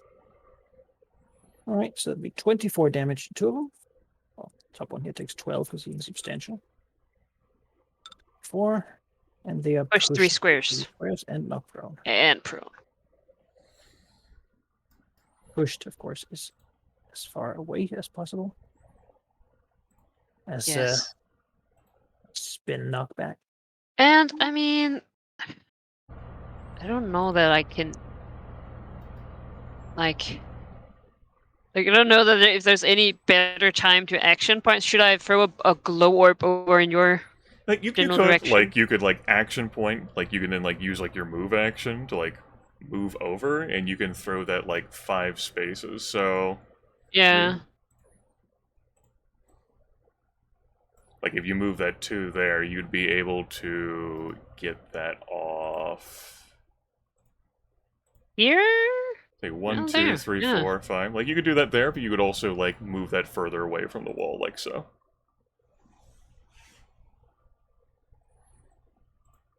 It's bringing light in here.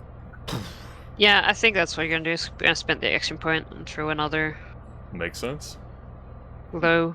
I have to remove the action point from the token. Yeah. Well, then we will just get rid of these 2. As they burn up. You gotta prove herself to this dragon, you know? And immediately the Nightwalker here at the start of its turn will take 20 damage. As it sizzles and is now bloodied. So beyond that, there's a saving throw. Yeah, I need to do a saving throw. you sure do. Remember your +2 bonus on saves. Ew. Ah, Takes Yeah. some damage, I believe. Wait. Okay, yeah, that is with bonus. Oh, still gloomy. After effect, 17 psychic damage. yep, 17 psychic damage, which I need to check to make sure. I need to know specifically whether that's a weapon power for you, since half of that would just end up being psychic and radiant. One moment. I didn't consider when I pulled out the mind. That was not something I prepared. With a hammer, or just sort of with a mental hammer. Yeah. Let's see. It's in that book. It's prone now as it begins to manifest up. Mind Blade. It is a weapon power.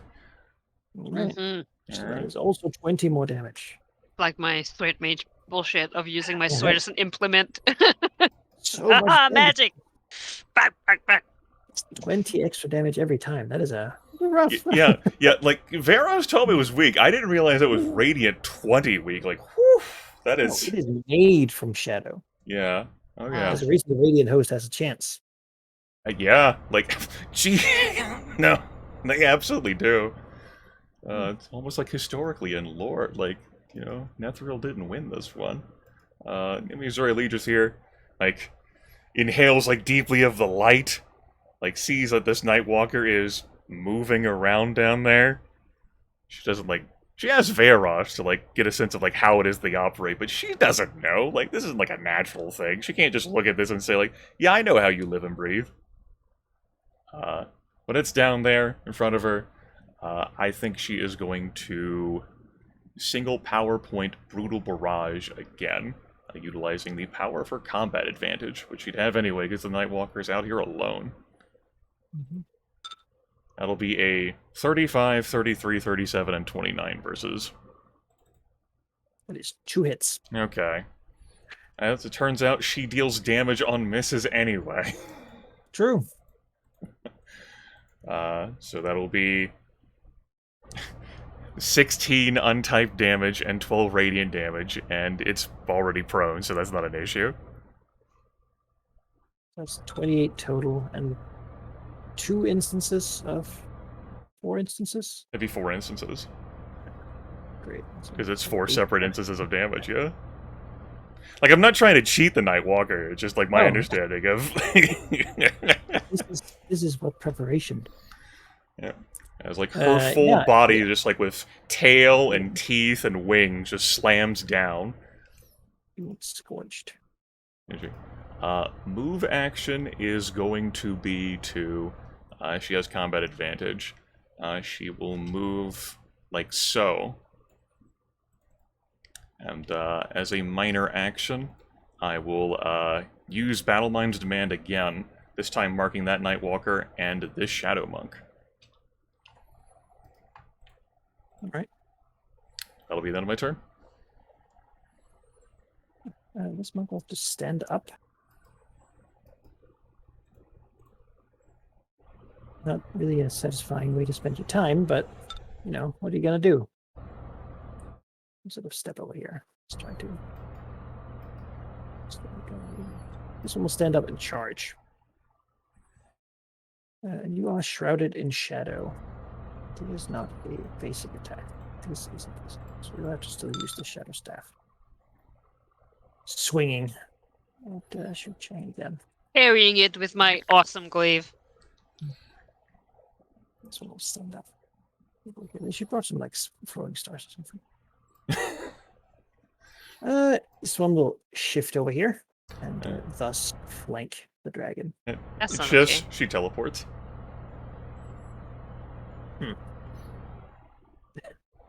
It's unforeseen. Right. Yeah. Strike with the staff though. No, does not hit the powerful dragon. Striking against the scales that just, you know, They're too tough. glance down to wooden stick. Like dragon, like use a free action to snort derisively. You're within the aura and will thus take the damage of the chill for 5 damage. Yep.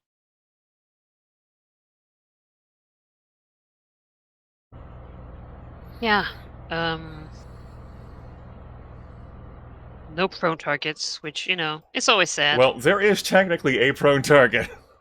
Oh. Well, she was specifically told to deal with everything else. Yes, that is the dragon's recommendation. Whether Shu Chang would want to, like, try and go for glory here. See, those are the answer very much. I'm like, I mean, I want to, but because her We're damage just like empowered. fucking spikes. But that's not what this woman's about. You know?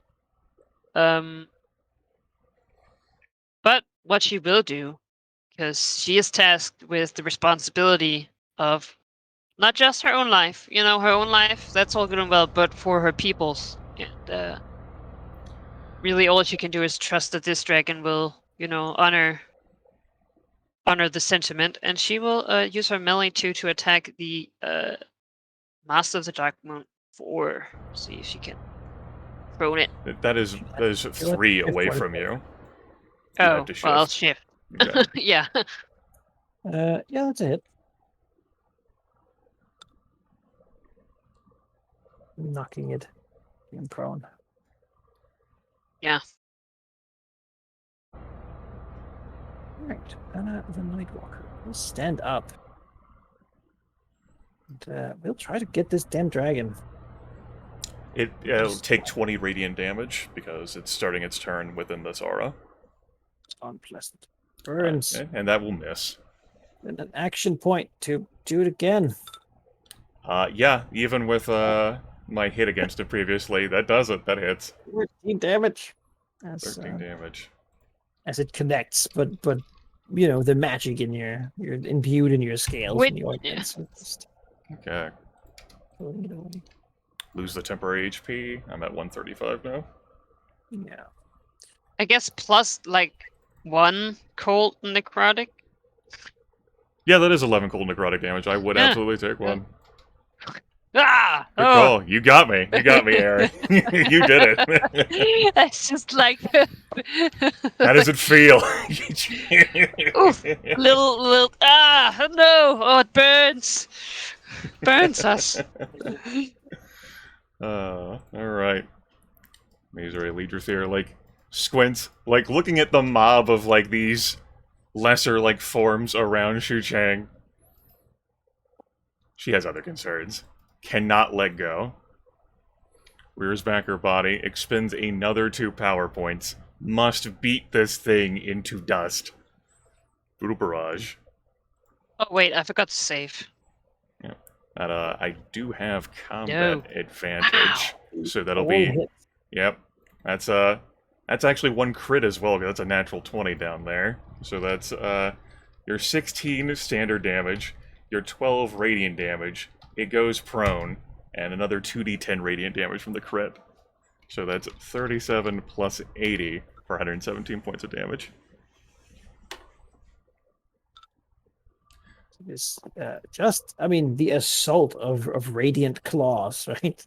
Yes. Maybe mirroring a little bit the gold dragon's sort of way of doing things. It's just light is everywhere. Yeah. Power of like light and holy energy. Blessed by Malar. That's how he does things. Nightwalker never getting to show what it actually sort of is most scary about it. Let's put this power here too. See what could have happened.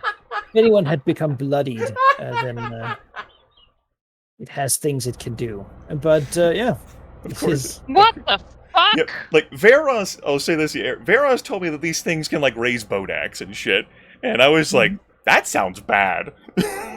And normally they can only do that in the Shadowfell, but this might count, and that sounded bad. Which is why I didn't want to bring any humans down here, but here we are. As it is dissipated, just the assault of light, making it unable to really stay in this realm as it is bashed back to the shadow from whence it came. All right. It is a being formed from the sort of essence, the stuff of the Shadowfell. It is. Use Regis here moves without provoking, because she has combat advantage over that. As she moves over like so, be adjacent to Xu Cheng. Now adjacent to these two. I will use a minor action. She'll test out here as she breathes her dragon breath. Like so. To cover these two in poison. Because if they're not undead, well, 35 versus reflex for 16 poison damage. Hits. He is susceptible.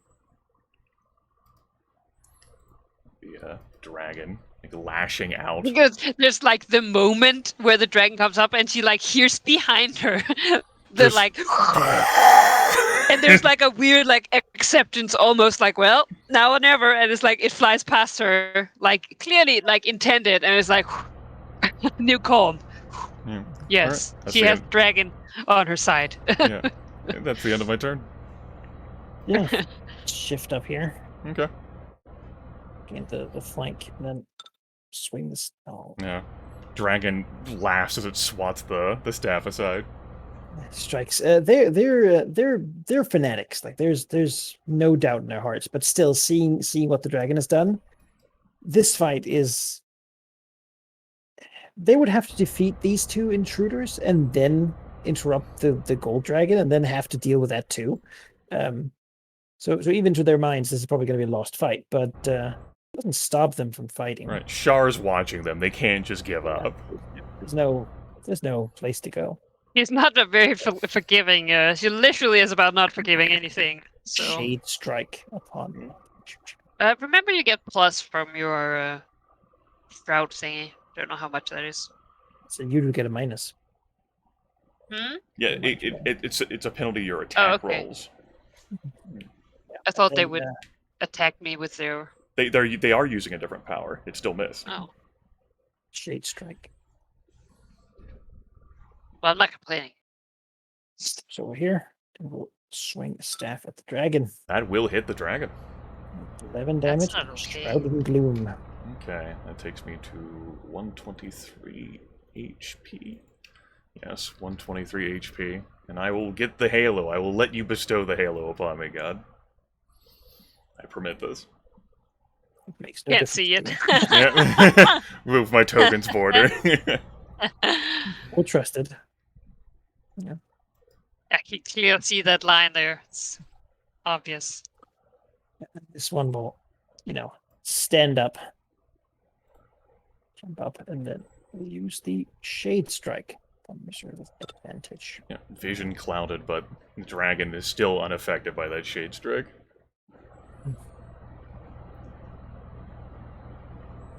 Okay. Yes.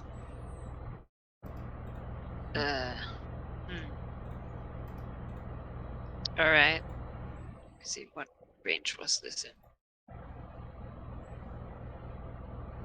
So if it's not specify that it's melee too. It's just normal, like melee range, right? Yeah. Right. Think of your Yeah. sidestep assault. Yeah. There will be no flanking dragon. I was like, why can't I see? Because I'm on the wrong map tools. There we go. That is just a hit. But you're shrouded in gloom, so that would be a miss. Oh. Well, I can't do much about that. There's still an effect, though. So you can slide. You tell me where you want him. Keep it adjacent to Slide. me, but you can remove it from its flanking position. Yeah, I was gonna say 3. Yeah. Yeah, you could like put it up here. Yeah, it's gonna be up here. Yeah. It's just like it's forced Wheels to it around the dragon. retreat back. I mean, that's like a hockey move almost, with the glaive just like moving it Absolutely. around. In another universe, bright future. That's it. Let's see the save. Oh yeah, Man, I don't trust this So macro. you have a +2 to saving throws. I don't know whether It's that's in factored the in. macro. Oh, damn. Damn. At least it should be. It is, yeah. Yeah, I know. I've considered rolling to d20s instead, because this is. Imisuri Leader there, light and darkness swirling around her vision, like, just sneers. Not terribly concerned by these monks. She's seen enough of them since she was a wormling. She's not afraid. Psionic power once again roils through her. This will be a close burst 1 against each visible enemy. So not Shu Cheng, as she does not consider Shu Cheng to be an enemy at this time. So, Master 4, Master 2, Master 3, with a -2 penalty on each attack. It's an Ego Crush attack, yes. With 3 targets. That'll be a 28, 34, and 33 versus armor class. It's all hits. Alright.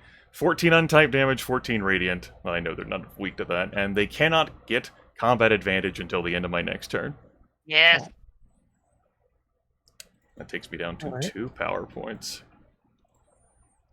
Move action and minor action. I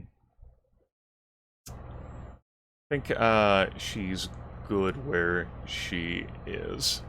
That'll be the end of my turn. Alright. Saving throw. I do get one of those, so I hear.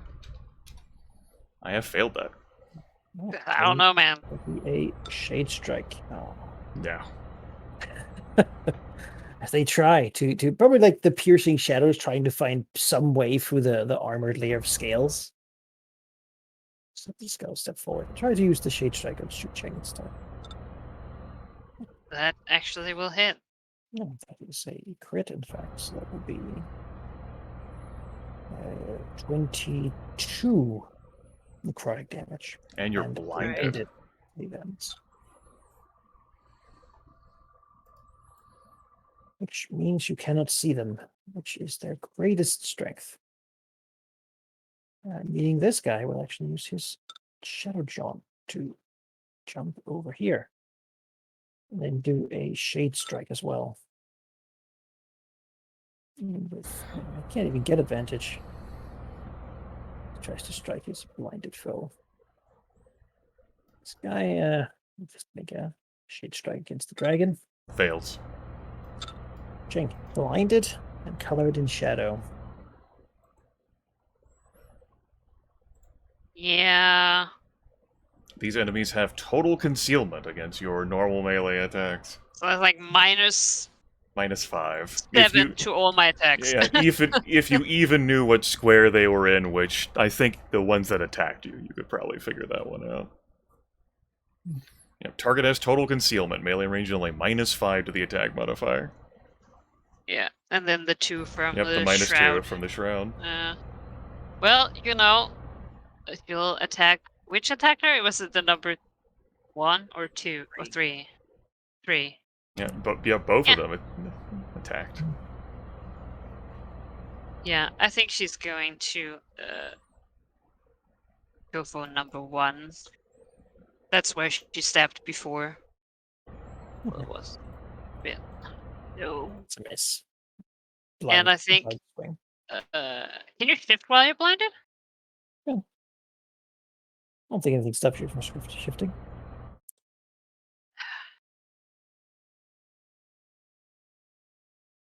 Getting some distance back. No, then they can flank the dragon though. Hmm. Oh, she'll stay. And she'll save. 2 different saves, right? Yep. First shroud. Shrouded and then blinded. Yes. No longer trusting the macro. You will roll No! that manually. It is cursed. Yeah. Shaking the shadow off, she stands her ground. Missouri. Missouri Leader spends her remaining power points.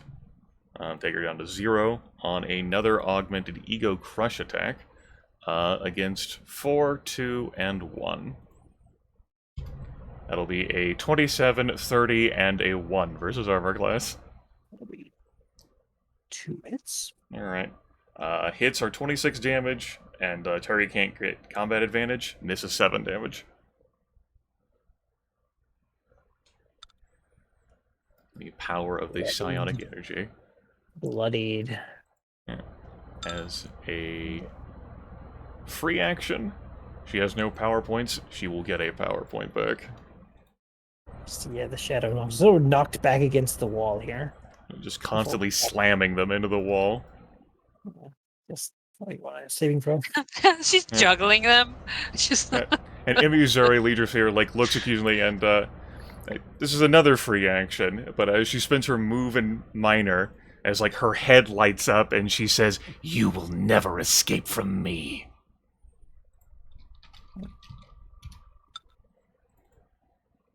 It's the end of my turn. They use their invisibility power to come in here when he's blasted by light. And now they have to make you blind. It's just their plan. So just shade strike. That will just hit. A critical hit for 22 necrotic damage. And it Okay, blinds. I will. But I broke free from that, so you can't use that attack against me. Oh, you did. Yes, you did. Then it would be a shadow staff instead. All right. Goodness.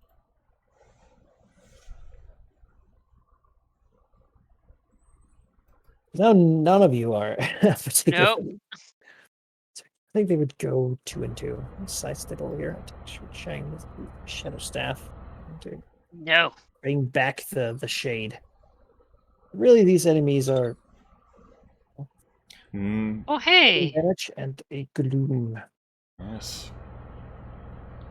So a sidestep here. Tilts her head, I'm not gonna teleport. Just the dragons are tilts to follow. This doesn't want to be against the wall. Mm-hmm. Swing the staff. No. Surely the Nightwalker is back at some point, right? We have a respawn on that, right? Sure, Chang. Yes.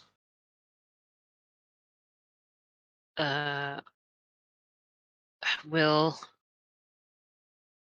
use the one at will that is bestowed upon her. Oof. That's a miss. Yeah. Yeah. Amy's And try and save. Yeah.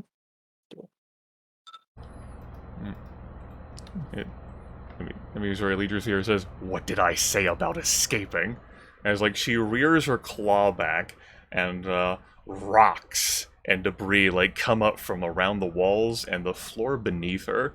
As towards her marked target, Master Darkmoon 4, she lashes out with the Living Fortress attack. Oh. Understood. Well, that will be a 2d6 instead of a 3d8 given the weapon she's using. So that's 37 points of damage. Well, that is a number. It's Master of the Darkmoon 4. As it tries to escape around the side, and she just slams the body back into the wall. Until the end of the encounter, she and allies adjacent to her have cover. Ah. It's their very temple used against them. Very temple. I will expend that final power point on a battle mind demand to mark 2 and mark 1. The turn ends, I will no longer be able to. The power of the helmet fades away. Yeah. Well,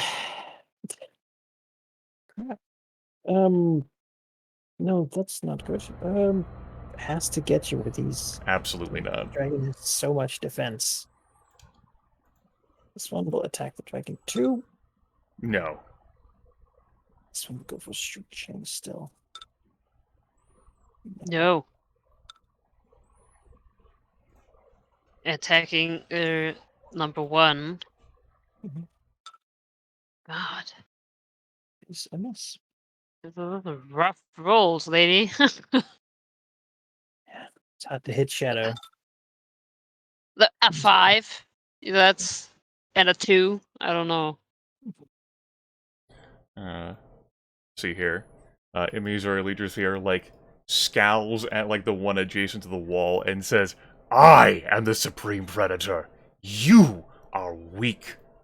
An unaugmented knifing wind attack. That's 37 versus armor class. Yeah, that is definitely a hit. 17 points of damage on 2, and it is dazed until the end of my next turn. He's just like throwing them about at this point. Yeah. He probably would say something back, but what do you say at this point? Yeah, she shifts here. Is it the turn? It's not like a dazed enemy can get combat advantage against me anyway. Swings. No. Misses. This one will swing and miss, probably. Yep. Yep. This one will swing and shoot shine. See, they're actually not that bad. They just, they're also. Luck has not been on their side. Then again, I think the Lady of Luck is actually their enemy. Yeah, I feel like Most people don't like Char, for reasons. one of Perfectly the, fine. one of the like- dedicated enemies of Char would be the Lady of Luck. Xu Cheng. yes. Sweep. No. She's not used to fighting this close. Normally she tries to keep distance, but she doesn't want to leave the dragon open to these flankings and such. It's more of a defensive. This usually doesn't come up. This is a dazed enemy that I will be attacking, and my melee attacks will deal extra damage. 5 extra damage per hit. Lashes out at Master of the Dark Moon 2 with an unaugmented Brutal Barrage. That'll be a 42, 34, and 43 versus armor class. Oh, yes. That'll be 21 plus 13, 36 points of damage. Crutch. He crushes the human. Shifts down here to, like, look down, like, the gallery. Mm-hmm. That'll be the end of the turn. What are you gonna do? I mean, No. just can't. Well, they can hit. They just don't do it. So we'll have to brave into this light, even though it doesn't want to. Just to probably get a bit of precision. Yeah. Sure. So they swing their staffs. They're moving all fancy. It's monks would. Yeah. Stepping back, swinging, stabbing. This titan congested area while the elder, like, green, like gold dragon, like, wrestles like this powerful shrine. Ripping it apart bit by bit. Shift and still target number 1. Come on. Yes. Aha. Bit of damage. Falls on the ground.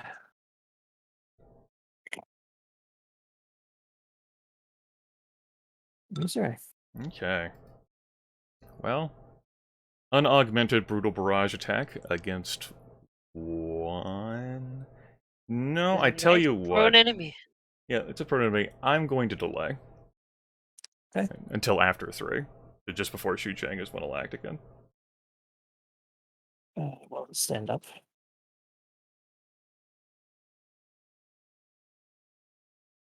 Unless you want to stop him. No? Oh, yeah, that's right. You have a thing that can stop enemies from, like, punish them for standing up.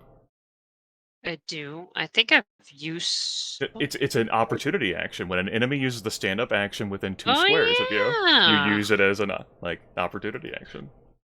Yeah. I mean, yes. You need What to make is a it? sweep attack. This one. Haha. As he stands up, you crit. Dealing 14 damage. And Alright. knocking him down. Falls back down. Oh. Try to use it again. We might get smacked in the face again. Oh, but he already used his teleport. Just gonna try to stand up again. Alright, well, can't be punished again because... But he Yeah. uses his action for it. So someone takes the chance It's a reaction. Yeah. to move all proper in there. Attack, shank, stuff like knocking people down. No. Here's there. Unaugmented brutal barrage attack against Master of the Dark Moon 1. That'll be a... Ooh, that's a 27, a 40, and then a 1. That is Class. 1 hit. Alright, 21 points of damage. The Master is not knocked prone. Bloodied. It's not used to fighting next to someone, like right here, who isn't like a dragon. So- Actually, like, trying not to knock the glaive out of her hand and then throw her to the ground. Wings and I mean, she'll move if you want it. you cover as long as you're next to him. Yeah, as long as you're next to me, you have cover. Yes, but there is something else we could have. I think my damage is so little anyway.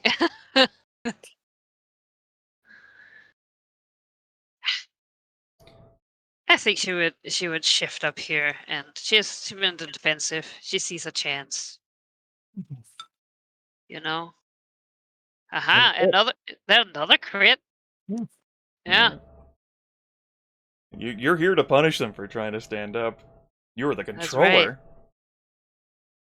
Put down. You can do damage if they're prone. Oh yeah. So someone will attack the dragon. No. Shift over here. Okay. Shifts? How dare you? She teleports. Oh. This one will try to stand up. Okay. Well, I have my reaction back, so Will not work. It'd be 28 versus Fortitude. That hits. Because you would have combat advantage because it's prone in the process of trying to stand up. Slamming him, and then you'll have to use another action to stand up. Sorry. Alright. Well, this Master of the Dark Moon wanted to try a different angle. She will not permit that. Unaugmented Brutal Barrage attack. A 42, 35, and a crit. It was 3 hits. maybe they just attacked the dragon from the wrong angle. That's probably what's wrong. 24 points of damage, and the Master falls prone. These monks have been so much on the ground. Oh. And she will move like that. And not provoke. If you want to attack him, you can shift and do it. So, Yeah, I think I want to see it. Yeah, do the thing that you do when you bully like prone people. You know? Yeah, that'd be 33 versus armor class. Yeah, you weakened someone. Hell yeah. This is why I moved myself in initiative to be before you, so that maybe I could set you up to do this. Yeah, thank you. Yeah, I mean I don't have anything for my main action. Off. Stand up. Oh, maybe. Punish. 27 versus 42. 27? Would be 9 damage. Yeah! Yes! Glaive in the face. Oh! The glory to the glaive! It turns to the dragon. I mean, gotta go for that Mary. No. Marked. Unaugmented. 29, 27, 43. That looks like 2 hits. Alright, 21 points of damage, and the Master falls prone. And then she shifts here. Like gestures with the claw towards Xu Chang Yeah. and it's your turn. Shift. 32 versus a armor class. Oh. 27. Yeah. Yeah. When we Oh, get him prone, that's where fucking- your damage comes. Yeah, actually, fucking clean cut. Just 3d10. like, Yeah, that's better than your 1d8. yeah. Alright, it took us till the end of the combat to figure you out. We did it. chopping heads. As Well, the we were busy. as the combat ends, the room is well lit somehow. As the altar here twists and turns, sending horrible visions and life-draining rays and all sorts of bad things everywhere, consumed by the Dragoneer, who in the end will also destroy it.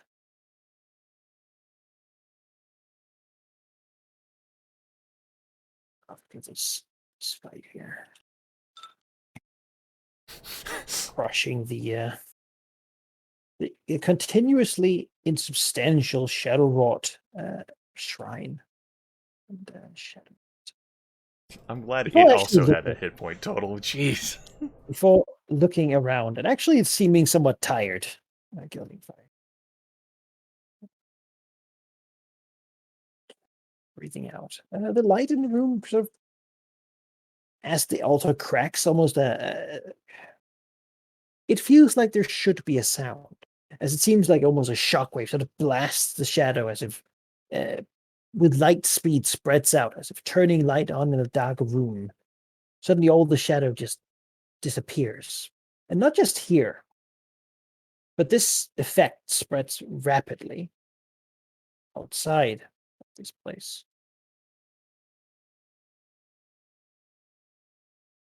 Because this altar was what was keeping it together. Just once more. This light on the horizon. The sun can rise unimpeded. City. And he says, "Let there be light." Actually, more like a sort of an old dragon groan. Yeah. Image early just here is shootily fucking impressed. This is the same gold dragon that prepared like the purge spell plague ritual that cleared out Star Mantle and has now just like dissolved like this immensely like powerful shrine to Shar that so many sacrifices have been devoted to over who knows how many years. People glance so at her, sir, and say, "Good work. I could not have done this without you." He glances to like Xu Cheng and doesn't actually know who that is, but I'm assuming she's bowing because there's two dragons in her presence. I know. One even bigger than like the one who's been ruling the city. I do feel like there's like, the green dragon contacted them, This other guy didn't. User Legislator says, "You had told me we would be meeting again. I had not anticipated it would be like this." I have taken an active interest in the affairs of the world. There is much that must be done, and I believe the Emerald Enclave has a place in the future. A place even near my own home, the high forest, far away from this place. They are a force unlike any other, a force that seeks to preserve and further the natural world.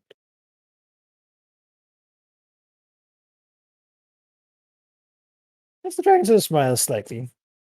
Says, besides, we have met more often than you think. I think User Legislator looks suitably like as any young dragon would, like frightened and bewildered. I don't think she can hide that. No, why? Like, thinking back in history, who could be anyone. Yeah. She's not gonna be like paranoid like the Black Dragon would, but even it's like just like immediately like Rolodex, like who could it have been?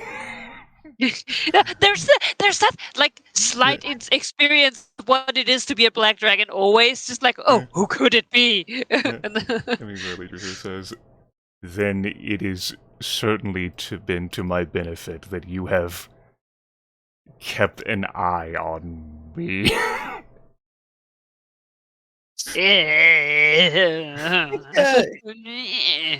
Not you specifically, but the situations you get involved in are usually the ones that I too worry about.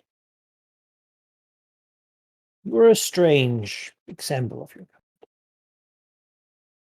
I suppose we're all strange in certain ways. My kind would certainly consider me far too involved to be considered wise. sort of, and maybe there's a little bit of like an unusual bit of a slight like almost like a sarcasm. It's clear that this gold dragon might stand apart from other gold dragons with its behavior, and it probably does look down upon them a little bit for their.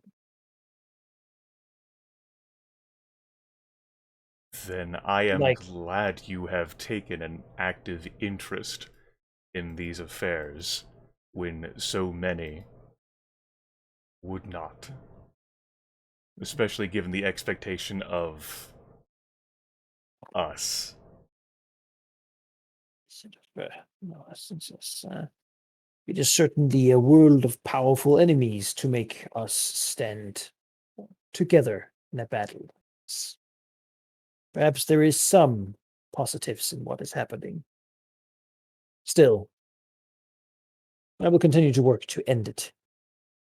You have taken considerable steps yourself. If you require advice, so it says, measured, not wanting to really offer a blanket assistance here Of course. to the Green Dragon. In the future, you should be able to. Let me know.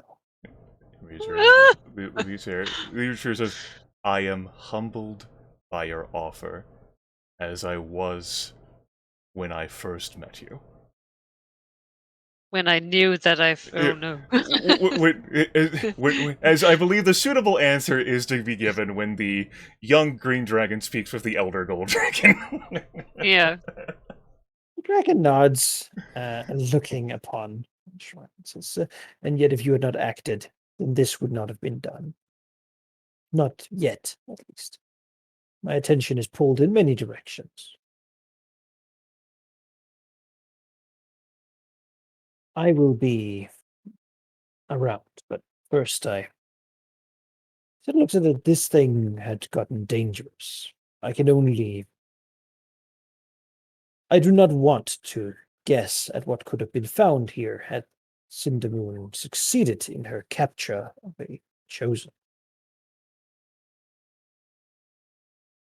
And Missouri leaders here looks towards the shrine, thinking of what Cindermoon has. No, I did not mean to teleport. Thinking of what Cindermoon wanted. I say that's open, like saying it right out of the back there. Yeah, the Green Dragon says, "Yes, those of the Enclave have been reluctant to act. I do not know how well you have known her, but their emotional attachment to her has been difficult for me to work through." I have known her by reputation only, and still mostly it is that way. I've heard of her, I have met her, but it was mostly before this situation. I will continue to push the Enclave to open their arms to the world and to spread out, doing as I do subtly when I have the time.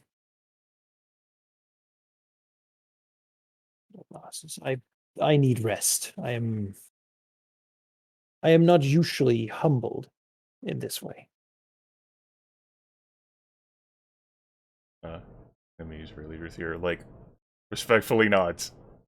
Yep, if the Elder Gold Dragon says it needs rest, then then this interaction ends. It is time to go.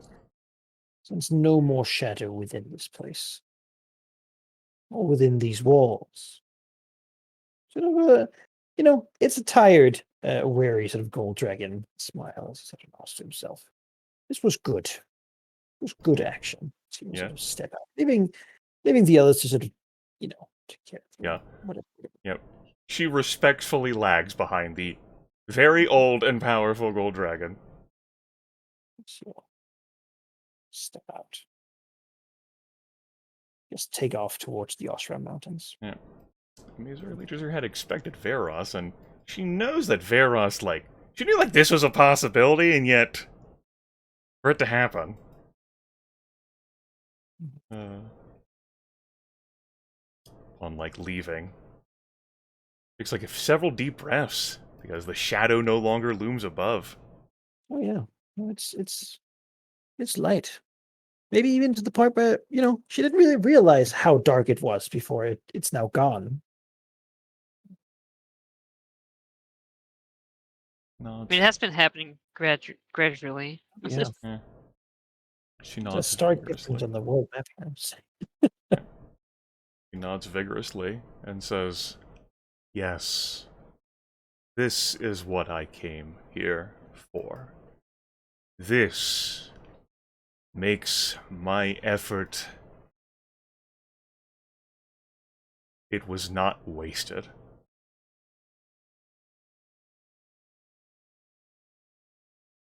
And she's genuinely, like, delighted. Like, she, like, taps her, like, claw on the ground several times. And she remembers that, like, there's, like, a human that's, like, standing near her. And she, like, I was rotates. gonna say, I think Shusheng will just like be a couple steps back always in Yep. reverence, like. Yep. Like, Israeli leaders here, so, like, looks at Xu Chang and says, "Human, I tasked you with standing up for your weak culture, the civilization that allowed itself to be corrupted thus. And you have impressed the predator in me.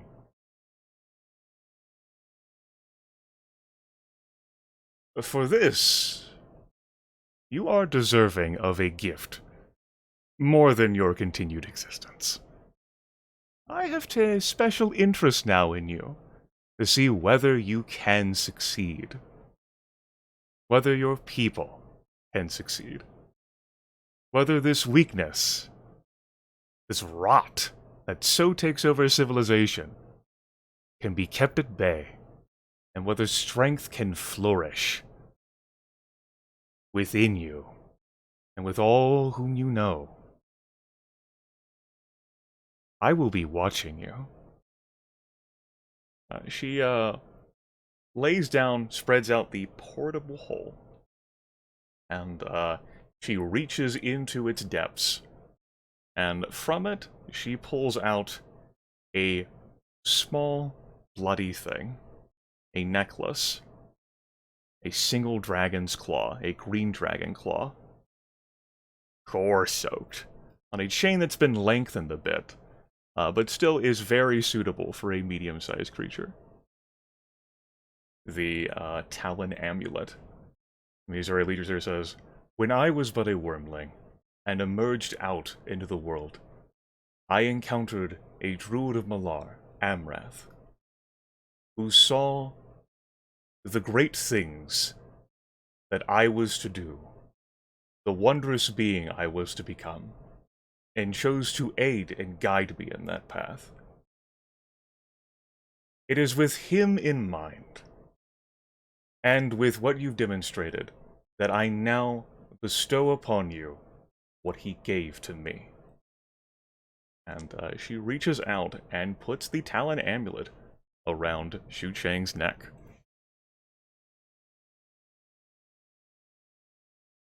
I mean, she's not gonna resist that. I feel like there's like maybe a little like stiffening, just because again she is baring her neck to the big predator. The dragon hails deeply, and after like putting like the necklace around the human's neck, like claws are like rest on like Xu Chang's body, like almost affectionately, if a dragon could muster that, and says, "Yes, you have impressed me.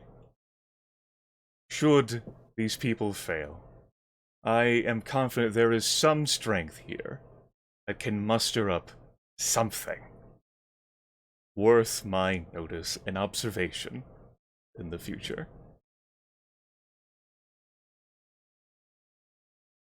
And Missouri like looks away and like towards the sky again. I think she just bows and thanks, if saying anything. And says, "Now we'll have to see how well your lady handles her test."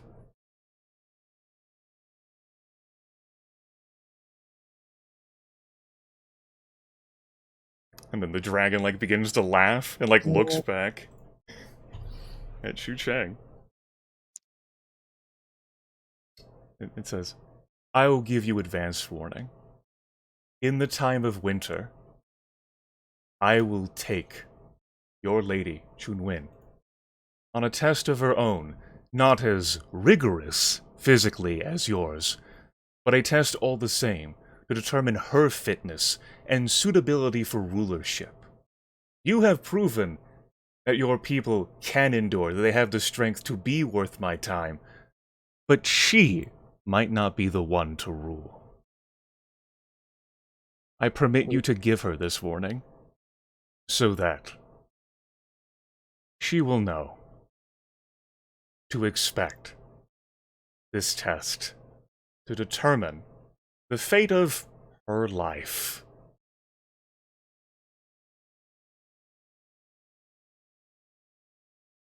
With that, the dragon folds up the portable hole and flies off, figuring that Xu Cheng might want some distance to contemplate and perhaps walk in the sun. Yeah, I was gonna say, I think it's like there would be like clear flinching before like a Manaka, if you're like trying to master some kind of face. I mean, Specifically, it says here is a profile like she does not want to lead her. Like, it's a meeting between ideology and, I mean, on Yeah. one hand, she knows Qianwan would say that if the dragon deems her unworthy to lead, then that is most likely true. But the dragon has better judgment than any human would have.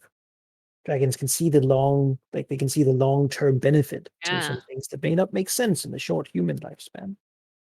So if a dragon told her to, she would step down. Then again, Xu Cheng believes that there's great promise in Qianwan. And personally, is sort of believes in her. So it's that's a rough reward to be given at the end by the dragon. But what can you do but accept? There's no, Yeah, I mean, no there's choice this there. thing, right? Like, Yeah. Mm.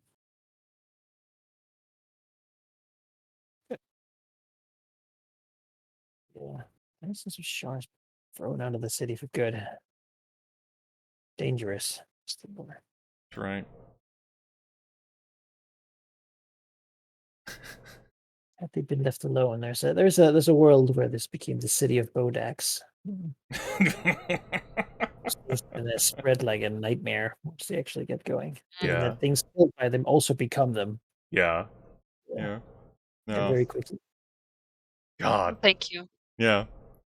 Yeah, you say no thank you, and yeah, I'm now like pointing up at like what's happening up here. Cormier's taking care of it. It's fine. Cormier was surprised when they had dragons sending forces and money to support the Radiant Host. Oh shit. You know what? We just like Yeah. we let them move all their troops. Yeah, we fought Bodex personally when we confronted that lich, and we had some hiccups. They were not great. Yeah, I don't like them. Yeah, to say nothing of what actual like humanoids would have trouble with. Yeah. Just Bodax everywhere. All types of undead have special humanoid anti-medium humanoid powers, which Yeah. is here. This is a rough area to be fucking just a peasant. Or even like a heroic hero. Like, Yeah, this like- area sucks. Yeah, like even if like you're an adventurer, some renowned and bear, like Bodax aren't weaklings. like there's the Death King. Like this area is rough. I mean, all these powers don't want to fight you if you just join them, right? Yeah, you're just evil. Do you want to join Shah before your family is killed, or do you want to, join Shah after they've been killed and you have no hope left? Yeah.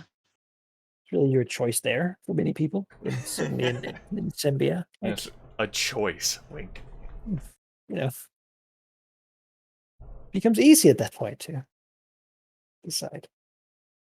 Talk about easy. It was actually kind of refreshing to be able to look at like a little scrap of stat block and see what I could do. Like I gotta admit, as much as I love the complicated like thing of 4E combat, man, that was You enjoyed it. We might end up, as I said, we might end up ending up doing more of these sort of vignettes. I just like compared to looking like now on my own like characters, I'm like, oh man. Well, it's like when I played Rearman Fair and never even got bloody. Yeah. I didn't have that many powers to like think about it. It just was a brute.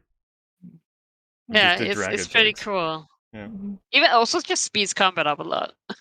Because like, what can I do? Well, I have two things I can't do. One thing I can't do. So most elites have some sort of inherent combo potential, right? Absolutely. Which makes them a little bit more than a standard creature, which might have 2 powers, maybe some trait. And then a minion would have like 1, usually, maybe a trait. And then you'd have a solo that has like a whole bucket list of like 12 powers or something. I can definitely see it working for a thing. There's nothing else for Cicatrix wants to do for like this year. There's no other event that happens. I think then with the coming of winter, that is going to be Chun Win's test time. Let's have it. Okay. Before that, is Veros like around like in the vicinity, like in the aftermath of? Like not on the same day. No, he's out doing things. Okay. Ah, man. I think that if he's really true, we just like consider like Veros's wishes of like wanting the two of them to keep separate anyway. There will come a time when they'll have to speak about things. Yeah, I was gonna say dick move, dude. well, it's not about the Gold Dragon. It's about the plans of like the Emerald Enclave and also like the accomplishment of that together. But also like a little bit of advance notice that Gildan Fire came. That would have been really cool. Like, could you like not just Like I expected you to be doing a ritual like around the altar, me protecting. It's like an elder like gold dragon that's apparently been watching me. There's she and Veros have an understanding. Like, I mean, luckily, I guess this dragon was in on it too. But like, it's like, okay, yeah. Listen, metallic dragon. It's a gold dragon, and it is several like age categories. It's multiple age categories above me. What the hell am I supposed to do with that? Help it, I guess. Alright. Then come winter, Emmy's early here stays like through the autumn here in Naflek. Doesn't have much of a need to like go out and do things. Like keeps to the city, but begins like instilling in her minions that the time to be moving out is going to be soon, and to take further action elsewhere. That will no longer have to be peacekeepers and squad over like civilization. We can be done with that soon. The Leader Thier will go to Chunwin and lead her down like the tunnelways, heading for the vault. And I suppose we should probably move where Cicatrix's token from there.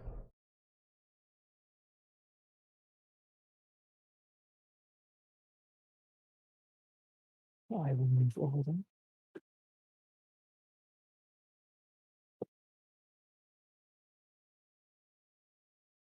Just the two of them heading for the vault door that only the true dragon can open. Right is dressed nicely in like a silk gown with embroidered sort of a golden lung dragon. The gown is sort of a jade green color.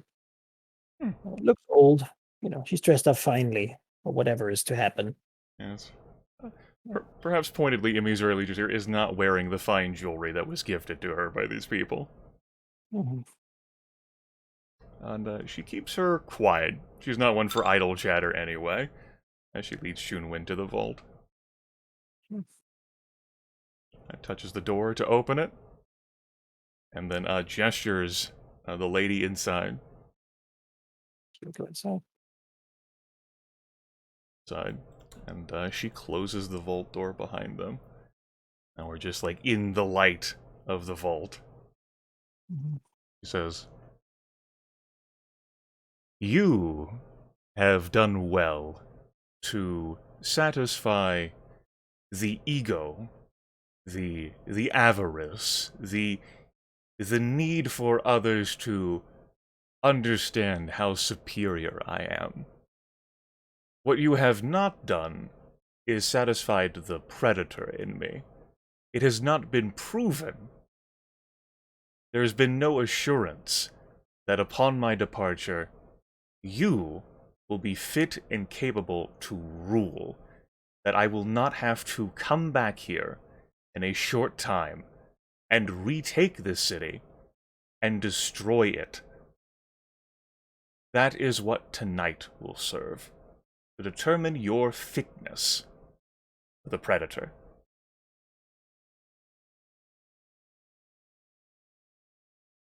She'll nod. Says, "What would you have me do?" For now, listen.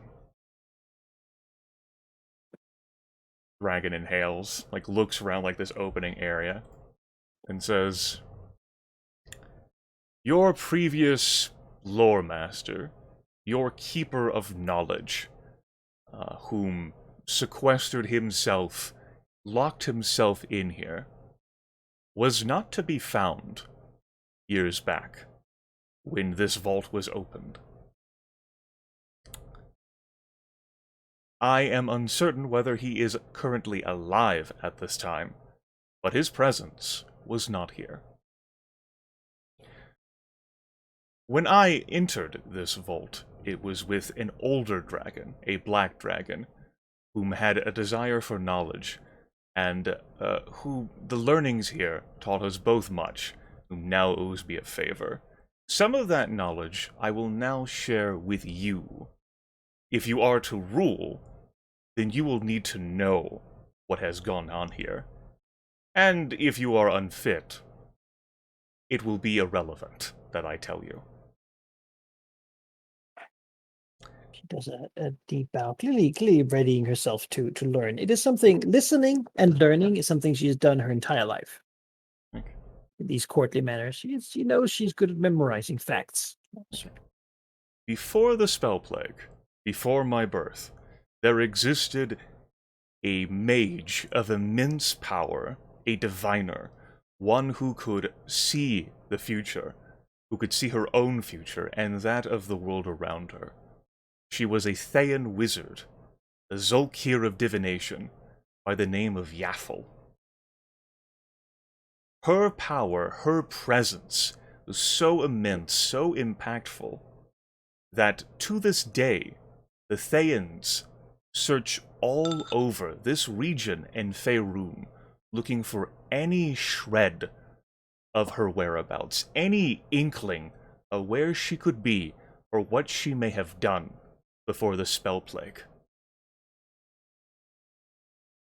What I discovered here with the Black Dragon with Cicatrix proves, emphatically, that Yaffle spent time here before the spell plague. She gestures towards a tablet that is not blocking the door, but is still, like, left near it. She left a message there for dragons to find. She made arrangements with your prior lore master and keeper to sustain an act of aggression against the Black Dragon with Cicatrix. The Black Dragon's horde was raided, and tools were made with that, which were left behind by Yaffle. And with that, Imizure leaders here, like, opens the door and, like, walks through and gestures for Chunwen to do the same. And there you have, like, the like the various items that were made, like an artifice. Within this room, she's attentive. She's never been here before. It's really sort of taboo that she is, but a dragon let her in. That's pretty much the biggest sort of welcome you can take. So she's taking the chance to. I do not know exactly what deals or arrangements this Yaffle made with your prior Keeper of Knowledge, only that these were made, and that they resulted not just in the creation of items which I do intend to take with me, based on the message left behind by this Zolkir, but also a portal of Thayan manufacture. As she, like, walks in here, and, like, you know, the disabled portal is, like, there against the wall, which I suspect your lorekeeper had a hand in its creation, and then departed through. She looks at the items for sure. She doesn't know much of like magic herself. She's not a sorcerer or anything, but she sees the arcane mark certainly, and that she can recognize. She knows where to look basically for any signature, and we'll just sort of silently nod before moving in here, and sort of probably being clearly like this is not what she expected, right? Even as the words reached her, she narrows her eyes a bit. In the Again, she's not trying to do it so deliberately. It's more of a subconscious effect of she's beginning to think about like how does this play in with the conspiracy of Shadow and like whatever else she has discovered. A portal under the city does not seem to be in line with what she thought would be here.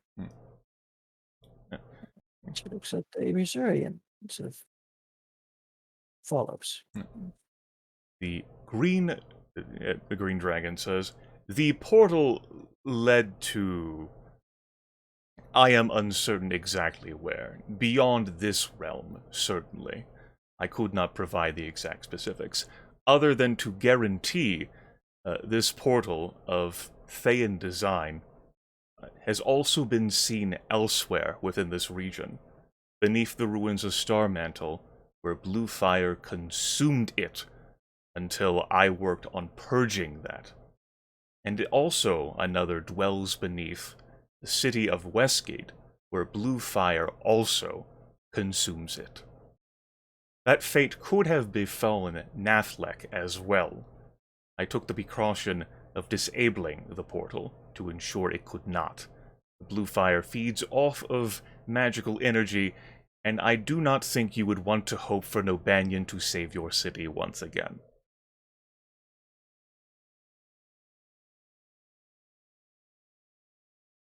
She's about to say something, and then she just quiets and awaits the dragons, Yeah. I tell you these things because of the Thayan's obsession with any knowledge pertaining to that of Yaffle, because the Thayans have moved in to the city of Westgate, that they have no other major powers to challenge them, and that I know for certain they have tried to establish a presence here in Nathlek in the past, and given time and opportunity, they will attempt to do so again.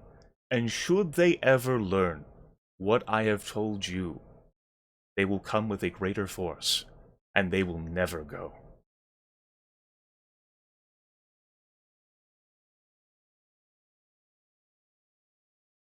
She, as that is being revealed, the dots connect in her mind as well. As she slowly nods, and there's a this is not something most people would notice, right? But the Missouri is a powerful dragon of high level and has a very good passive insight. So there's clearly a thought of trepidation here. Like Junwan has herself spoken to Thayans, who have come here to look around, like not recently, but years back. And the thought of what could have been is she's been on the edge of a cliff without knowing it. Yeah. She again nods, not wanting to interject before being asked to. The Green Dragon says, I have heard good word, that the Thayans have built one of their portals, one of their enclaves in Westgate, that allows for direct travel with their homeland, so that all their academics and scholars can proliferate this region. I also know it very well that once they establish themselves somewhere, they are almost impossible to remove, given their unnatural being and the immense power of their nation. Should it ever come to their attention that Yaffle associated with your lorekeeper, that she directly charged him with tasks, that they had agreements and accords, and that he assisted her in some way, and that this portal I dismantled would have led to further her own interests, I cannot guarantee what it is that they would do, and you might hope for a reality where I would come back to destroy this city in the face of what they would do. That is the burden of knowledge that you who would seek to rule this place must know. For if the Thaans do come here, understand they are just as unnatural as the shadow I worked so hard to destroy, and I would be forced to take immediate action.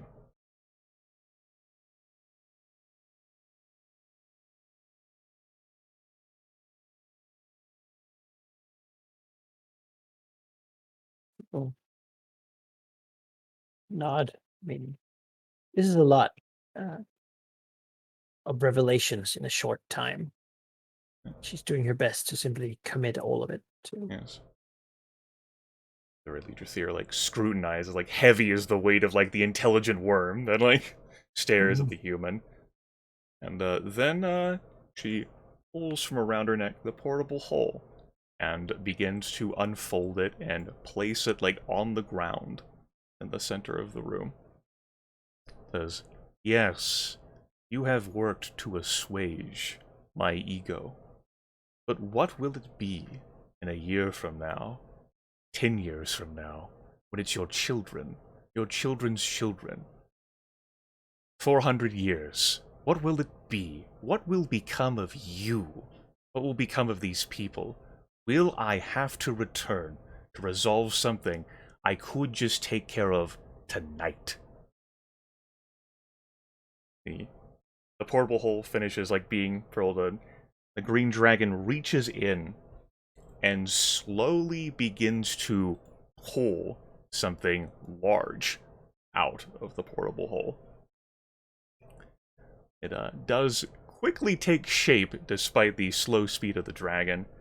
It is a throne, an immense chair that can easily fit a medium-sized creature, carved from solid jade, with the stylized, like, the dragons, the shoe people on the armrest of the throne, and on the back of it, the gloating, ever-watchful face of Imizure Lidrathyr.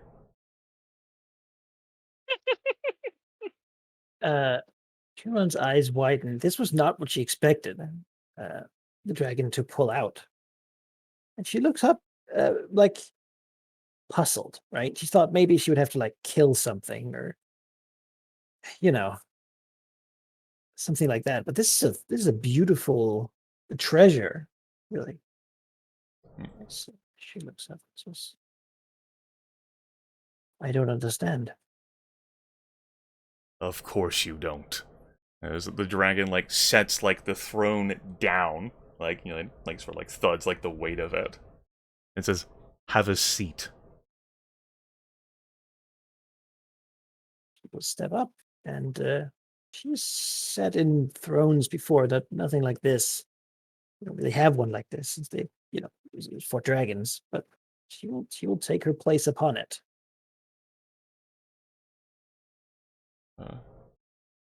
As she sits, Imizure Lidrathyr begins to pace and circle around the throne. He says, for ages, kings, monarchs, emperors, empresses, whatever titles weaklings use, have had something, a device, a tool of rulership, to sway the thoughts and opinions of their subjects. If you possessed such a tool, such a device, if it could be made available to you, if you could have it, if through this you could see into the hearts and minds of the people you sought to rule, what would you do with it? Would you even do anything with it? Sort of runs her hands over the armrests, feeling the sort of cold jade stone, and looking out. I suppose the chair sort of facing away from Imizure, Yeah, every now and then, like, she'll catch a glimpse of the dragon as she circles around the throne. looking around. And I think she'll just take a moment to sort of allow herself to attune, right? There's no real attunement here beyond just she doesn't have any magic items equipped, so Mm-hmm. it's not really a problem. While sitting upon the throne, and having this sort of sense, Mystery is not a subject, and so there can't really be any betrayal, but there certainly isn't deception either. And it's not that she's looking for it; it's the fact that she knows while sitting upon it. As I mean, it's a thing of power, and it gives off a feeling of power. The fact that she could now, as a standard action, choose to just try to take control of someone's mind for a time is an ability the thing conveys. She sits here and considers, perhaps what the dragon wants her to say, but at this point, this is so far out of what she thought she would be doing that she really has no idea like how to play this game, if you will. And that's how the dragon wants it, right? Yeah. As she would say, for the most part, something I would trust my senses. I would not want to dull them by relying too much on magic. However, it is clear that our enemy is smart, quick, and skilled beyond what we have for the longest time been able to muster. They broke into our systems, they banished the Cat Lord. They took over the city, and it happened before we had time to stop it.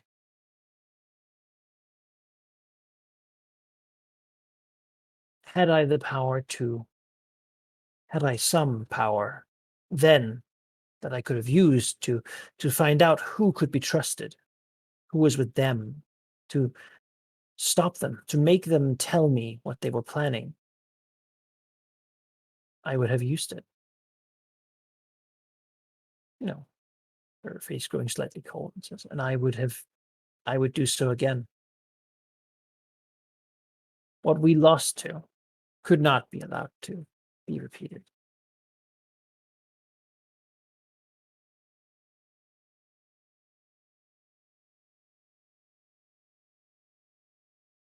Do you have the power, the capacity to make hard choices to determine the survival of your people in the coming years and decades?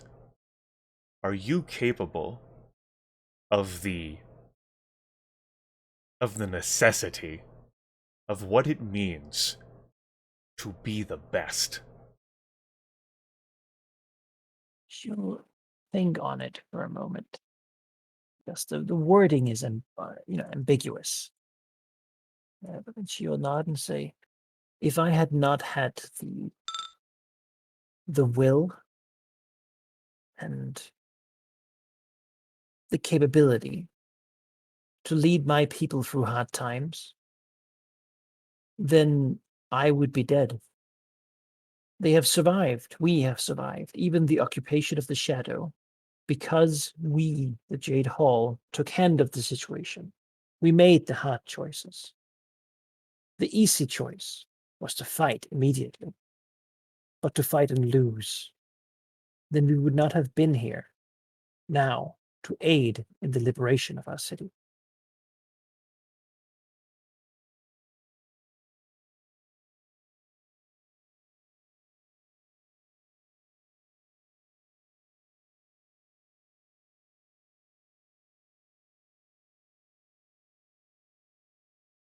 Do you believe yourself in a position to take and hold power should I leave?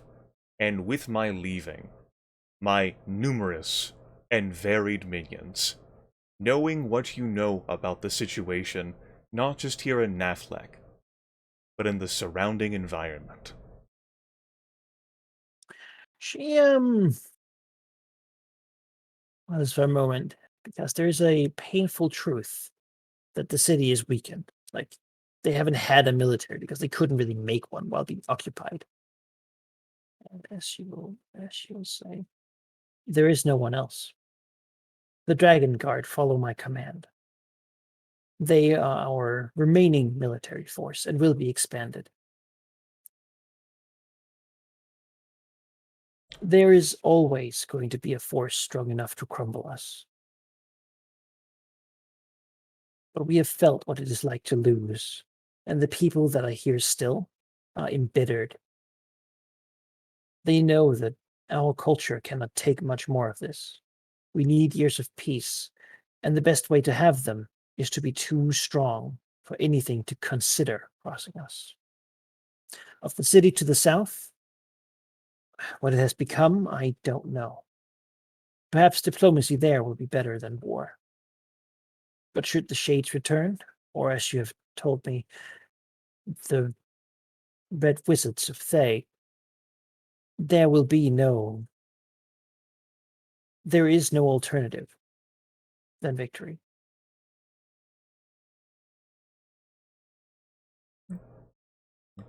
Religious here stops circling around the throne.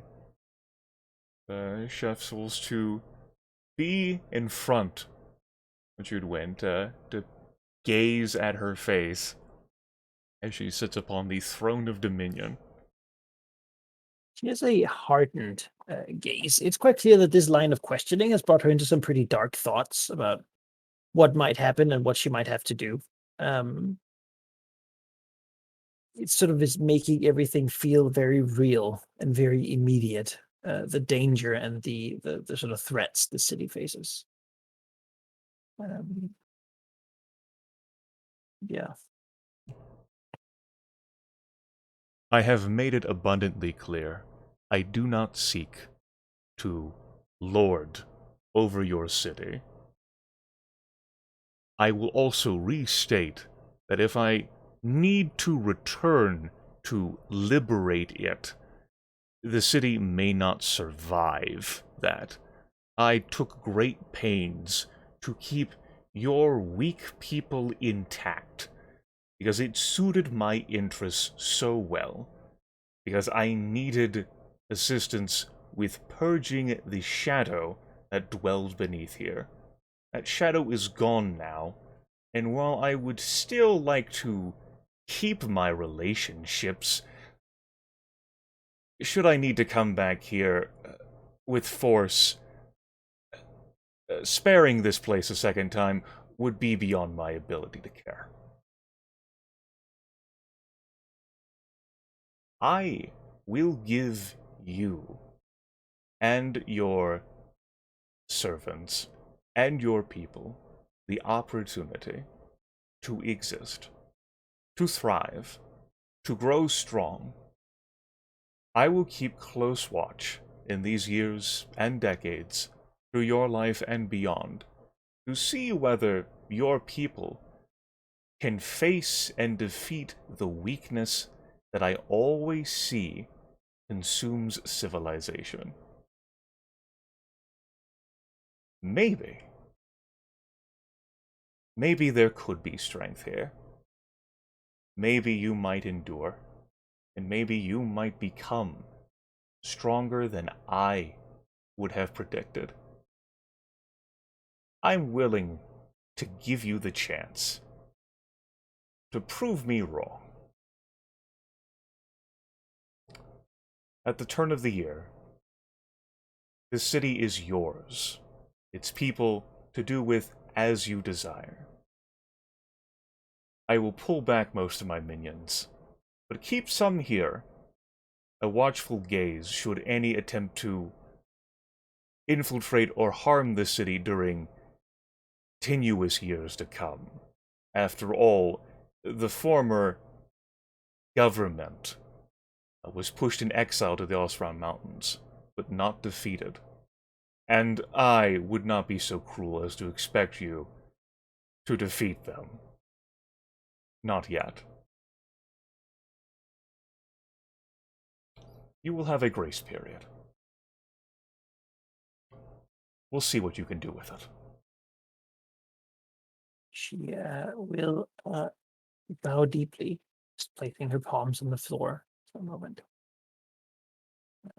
But once again, standing up in front of the throne, right, facing Mr. and say,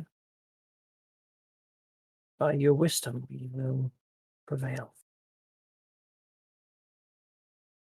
He says, the responsibility of this vault is now yours, as is the throne.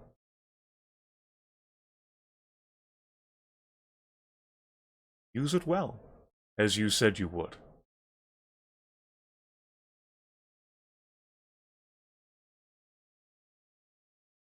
She bows her head again.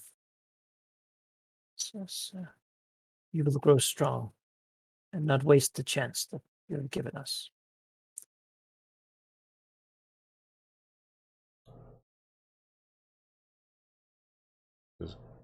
You may depart now. And we'll walk Shunwen to the vault so that she can leave it. Which she will do. She's shaken, but perhaps also walking, a bit different than when she came, which was sort of a trepidation. Now it's more of there's a bit more steel in her step. She certainly hasn't become a gentler person from this experience. She should not have. There were correct things to say to the worshipper Malar, and there were incorrect things. The items of artifice that were created here, Imizareli Duthir is gonna take those and put them in the portable hole, like the things that Yaffle may very well have been left behind for us. I'm also gonna take the tablet as well. Don't want to leave that behind. That's not a thing I want anyone to else get a handle on. Yeah, put that in the portable hole. The throne is we're gonna take that back up to the top.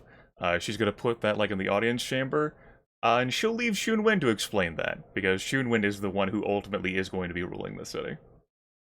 And she can explain that however the hell she sees fit.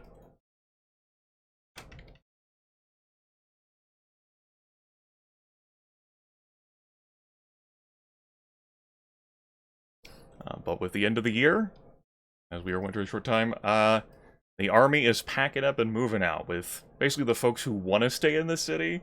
The folks who are more comfortable here, your lycanthropes or what have you, or maybe some of the drow who don't want to be in the woods anymore. They'll remain behind to keep an eye on things. But I will permanently deduct the point of territory again. This is hers.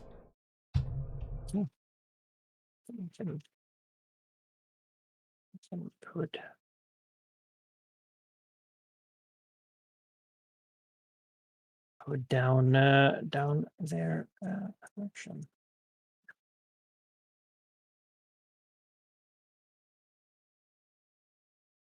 Hell yeah. City of the Jade Dragon. Yes, currently there, but as goes, they will have time to repair and strengthen themselves.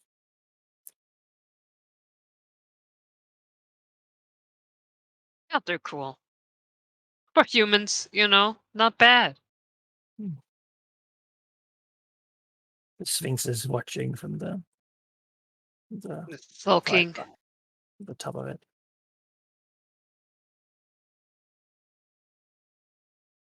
Yeah. Well, that was quite something.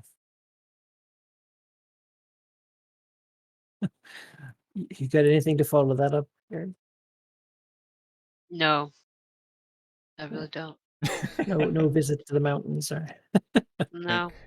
Will this winter be when we begin the wooing Getra? No. Okay.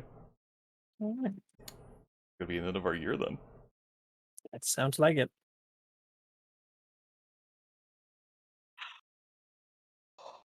Which means that we can all complete our tokens. Begin to have winter pass. Oh. Shifts the Emerald Enclave moves up. There's, there's the shadow's been dealt with. That's great, and now it needs to be dealt with elsewhere. I've been informed that there's a need for them out in the world, and certainly there's more than one force pushing them to action. Yeah. Don't take my word for it. Take the Elder Gold Dragon. It's there's people from both sides of the aisle that want them to. God, I want to know who they are.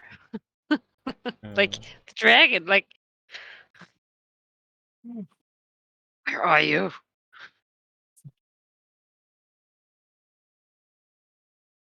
You see, you get bullied by older dragons. I don't get bullied by older dragons. Well, I mean, just you wait until, I suppose, yeah, the Lord of all dragons, like Master of Everest, Storms. yeah, like fucking. He wants to gather his council of 5 or whatever. No, he doesn't. Why would he want a council? He is the winner and they're all losers. Well, I mean, you need to have one of each, like a cape behind you. That's true. Yeah, they hold the cape. Yeah. But yeah, well, that's the end of the year then, and the beginning of the next hour time. Entering a new decade. Dun dun dun.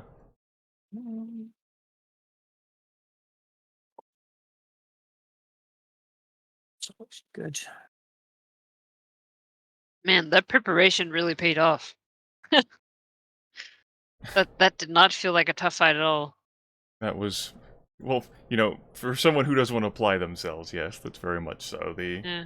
Yeah, the plus 80 damage each attack. Oh, fucking. Totally did it right. Yeah, imagine if I were some sort of puny person that just only did like one attack and didn't have the brutal barrage power. Yeah, imagine that. I know. I feel like that thing would have taken, what, 3 times as long? Yeah, and if I didn't buy the Yeah. Crusader's weapon that allowed half my damage to be in Radiant, because it's not like Battle Mind gives me a Radiant power.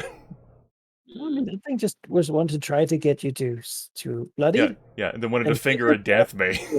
And then conversion into its minion, right? Like, that is fucking. Yeah.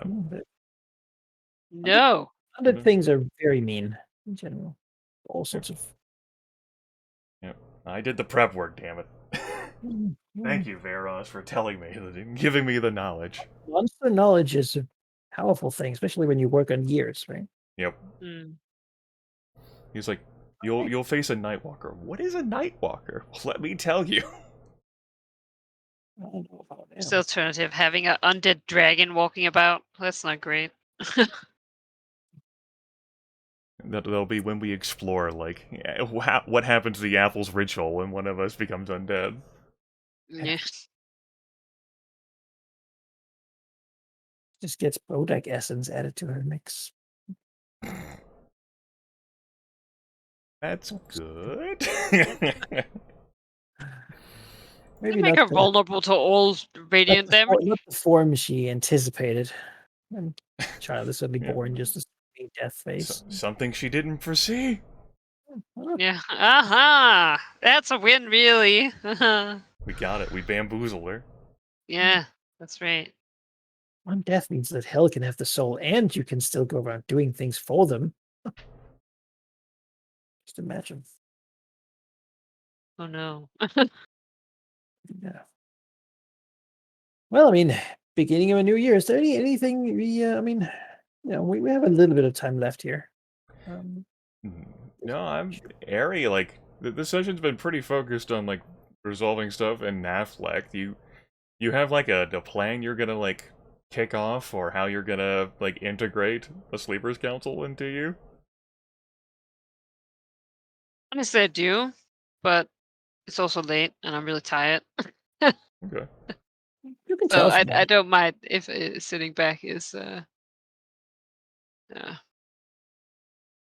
Yeah. How are you gonna do it? What are you gonna like I use mean, like honeyed words? Are you gonna like I'm not trickery? gonna do that right now. I think my primary focus right now is still the ogres. Okay. Sure, the Just because I runes. also want that to be done, so Yeah, that the tribes. when sheep is done, we can make the shrines. Like. Right. How you thinking about dealing with the tribes? Like, what's your thought about that?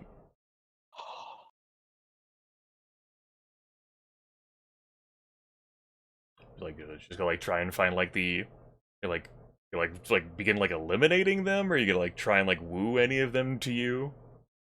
Like, what's your thought process with the tribes? Yeah, I mean, probably both. Okay. I think it's just whether. Right. You like the ogre Which magi, the one? telekinetic bugbear? Like, who you think?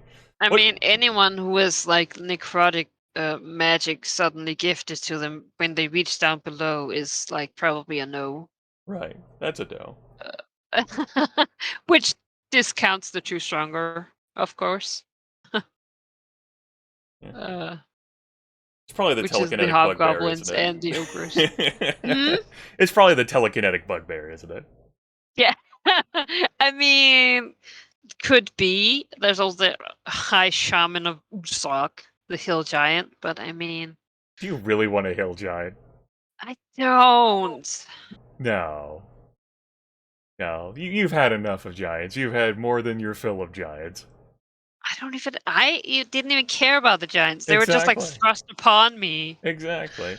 But a They care telekinetic about these beings bugbear. now. They're gonna try and kill you. Like, Yeah. what are you talking about? Like a bugbear is medium-sized creature. Like that can go places.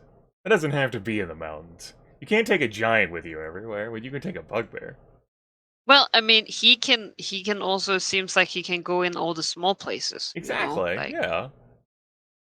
where I don't fit in so well. Yeah. Down so we can get like a little visual of the contest here. Hmm. Oh. Yeah. Yeah. Look at them. No. Can. Oh man. What? And look at that guy. That's the Yeah, guy I want yeah. a diplomacy with. Like, what are you not sold on Kazel the Wanderer here? What the fuck? No. I mean, correct the cannibal. I mean, he just. What's wrong with that? I mean, I suppose he could solve my ogre problem if he gets, yeah.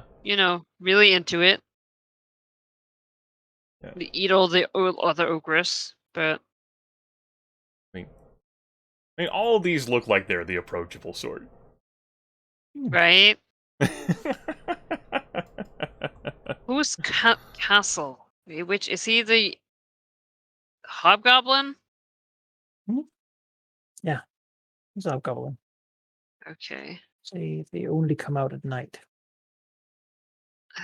Yeah. Again, dark power from underneath is like.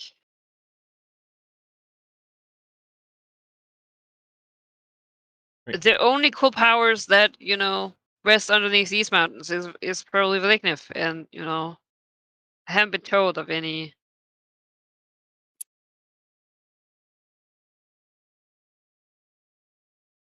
Yeah, so really it's about a fucking hill giant or Look at him. Look at him. I just love the name. Brr. It's like a sad cat, Brr. Yeah. I mean, he looks very enthusiastic as well, right? Like, Like you're looking for collectible NPCs that you can have. Like that could be one, right? and Getra can be the other one. Like, I don't want this guy represent my brand. Exactly. You definitely don't want this high shaman. Like again, like hill giants. No, you can't really work with that. We talked about the undead thing, so there you go. Telekinetic Really, bugbear. if a Sigurd looks at them and she's like, yeah, there's these really strong people, but they're all fucking undead or hill giant. Well, Yeah, like Still not undead. They're perfectly alive. I mean, here's the thing, like, Okay, allied with the like, undead. yeah, rumor says they're more intelligent than ogres, but like, where cicatrix could be like, okay, well, that's not a very high bar to clear. All of my minions are more intelligent than ogres. Hmm. Yeah. You know, they certainly would all be receptive. You know, you could meet them. You're a black dragon. You could help tip one of their strengths. I mean, if you joined with one of the powerful factions, then I you know, mean, none of them would say no to a conversation with you. oh no, quite the opposite. You're the one who can influence the power here. Yeah, I considered like allying with one of the like more powerful ones, getting like to slay everyone other than the other faction that I want to be with, and then ditching them after. But I feel like when the Death King is involved, that gets a lot harder because he can just like feed them whatever. I mean, So even if I try and like persuade them, he might just be like, "No, don't do that." I I'm like, mean, you no. could take that thought, but look, like even like epic powered individuals cannot like exert like their like he's not a god. There's no divinity there. No, but he's already given them power, right? Like he can always be like, "No, you don't want to do what I say." All right. I mean, at least Goblin rumor says so. Yeah. Like, I right? suppose I could try and meet them, see if it's true. Yeah, you can be this really true, and like you can't say they're super bright, and they're gonna look at the dragon that's in front of them, and that's gonna make more of an impression. Oh, you're suddenly you're a big fish coming into their pool. That I am the pool. the southern tribe microcosm here. I am the pool. I'm the dragon with the best underwater. I will not be made of fish. Mhm.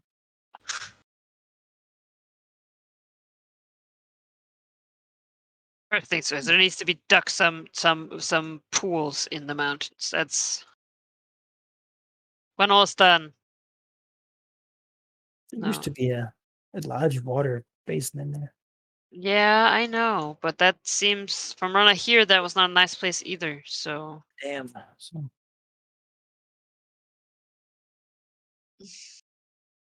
think that these giants used to have running water in the mountains. Yeah, Once upon a time. all broke. Yeah. Mm. All this drama only happened because the fire giants left. I mean, certainly didn't stop. Didn't help, Yeah, none of them really wanted to fight the fire giants. I think this is a powerful opponent. Right. More confident against each other, but still, there's a fragile balance of continued skirmishing. The two ogres could crush Little Burr, but if they did, then they would be weaker than Castle now, and it's like, yeah. And if one of them should win, they might well become like a small faction. Really, the mountains are too decentralized too. I mean, there's basically no infrastructure here. It's all just huts and caves and stuff like that. Right. There's no real value to the territory. No. Unless you value manpower, in which case, Yeah. there's some of that. Certainly what the giants would pay in. Yeah. That and, like the occasional raiding. no, the giants can fucking go. Well. All right then, folks. Next time we'll have the pursuit that Cicatrix will have in how she is going to handle this, meeting various NPCs, deciding which one of them she wants to try and collect, and which one of them she's willing to kill. I mean, willingness to kill has never been a weakness. The life of a dragon. I You am the know, pull. And perhaps the right. pursuit of her goal involving the Sleeper's Council. No, Getra. It's been so long since Getra's made an appearance. What kind of shape and form that will take? As Vercingetorix looks to maybe get back into Westgate. Honestly, I feel like with that, it's like I'm like looking at it at Westgate. I'm like, well, at one point this is going to be a disaster. Like, oh, you might need some persuasion. I'm like, well, I'll turn my eye to this attention first, and then we'll see if something bad doesn't happen there. Okay. Doesn't look great. And don't forget that the Thaans, untouched or I unchallenged by know. anyone, are just, here they are in the ruins of Red and Seer. They might move to Elm, or they might move to Yeah. Redwater. They might rebuild a bridge and then go further south. They have tried sending individuals of considerable power, It's and they have true. nothing to show for it. They have. And it's like, well, even if our liches can go missing, something's happening here. Yeah, let's just do this and keep track of everything that happens. There's enough of us; they can't just like ghost and be gone. Not At least now, everyone whatever could go missing. they will know. Yeah. Which, if someone froze themselves against a fully powered Fae, then that thing has a good reason, most likely. That's It's right. not something you just do. You're like, who would oppose they? If a red wizard walks through Westgate, he's not going to get stabbed. You're not going to stab him. He's a red wizard. There's incredible trouble you'd be in. Well, that didn't stop the Red Banner host from stringing up those ambassadors from Fae. No, they didn't know who they were. And the Cyric worship, they don't care. Exactly. They just love the chaos and the death. And Cyric has this thing where they just try to do the worst possible thing in any given situation. So, worst for anyone. Just them, someone else, doesn't really matter. It was definitely the worst. Mm-hmm. Give them an excuse. They came here as liberators somehow. Alright. Maybe what happened down here can be an inspiration to others. Shar can be beaten. She can be driven back. Oh, meanwhile, it doesn't even make the news. It's like two lines under the big the Radiant Host page. Everything about hashtag bring the light, and then it's like, oh yeah, something happened down there. It's like it's pretty cool. It was a gold dragon that did it. Anyone really saw. Ah. Yeah, no one would have that news. No, that's true. It's okay. Ibizari Legislature believes in this thing called public relations. Yeah. Public relations dragon. It's okay if Cormier doesn't care about us. It has been beneficial. She has to deal with a lot less crap than she otherwise would. If she was just mean all the time. That's right. That's how the Green Dragons get you. Mm-hmm. It's all part of some long con. Oh, yeah. I have no doubt. I mean, yeah, I was gonna say, people, integrate the Emerald Enclave. I think that is pretty much, yeah. It's your entire life. So could your children and grandchildren. But then there might be a problem, and people will be like, you know what? That's right. 4 generations from now, oh, whatever. Okay, that kind of sucks. I'll tell my grandchildren not to have kids. That is not even remotely my problem. Well, I mean, so much could change, right? It has. Yeah. Last 400 years in the realms are fraught with change. Where's our 1,000 years of peace? I would not put my money in the bank. It's like 2 years. Not with this many powerful dragons around either. That's something, at least. I mean, this might be currently, sort of globally. Actually, these years are kind of quiet because nothing cosmic is happening. Sort of, meaning that the overgod is chilling a little bit for now.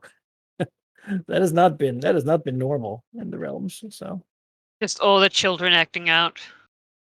you know, history is long, and you could also say about the fantasy worlds that they love making like, and 10,000 years went by, and you're like, no, that's at that point you're kicking me out of your lore here because that doesn't make any sense.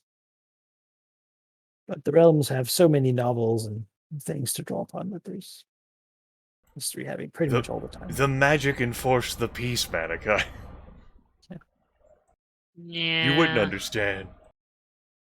That's what happens when there's a lot of powerful magi. That's what that happens.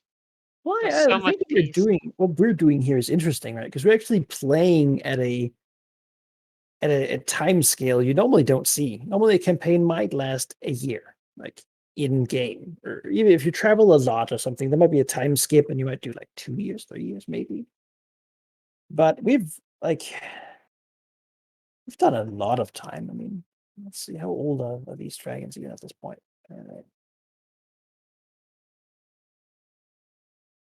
We're have gone through 80 years.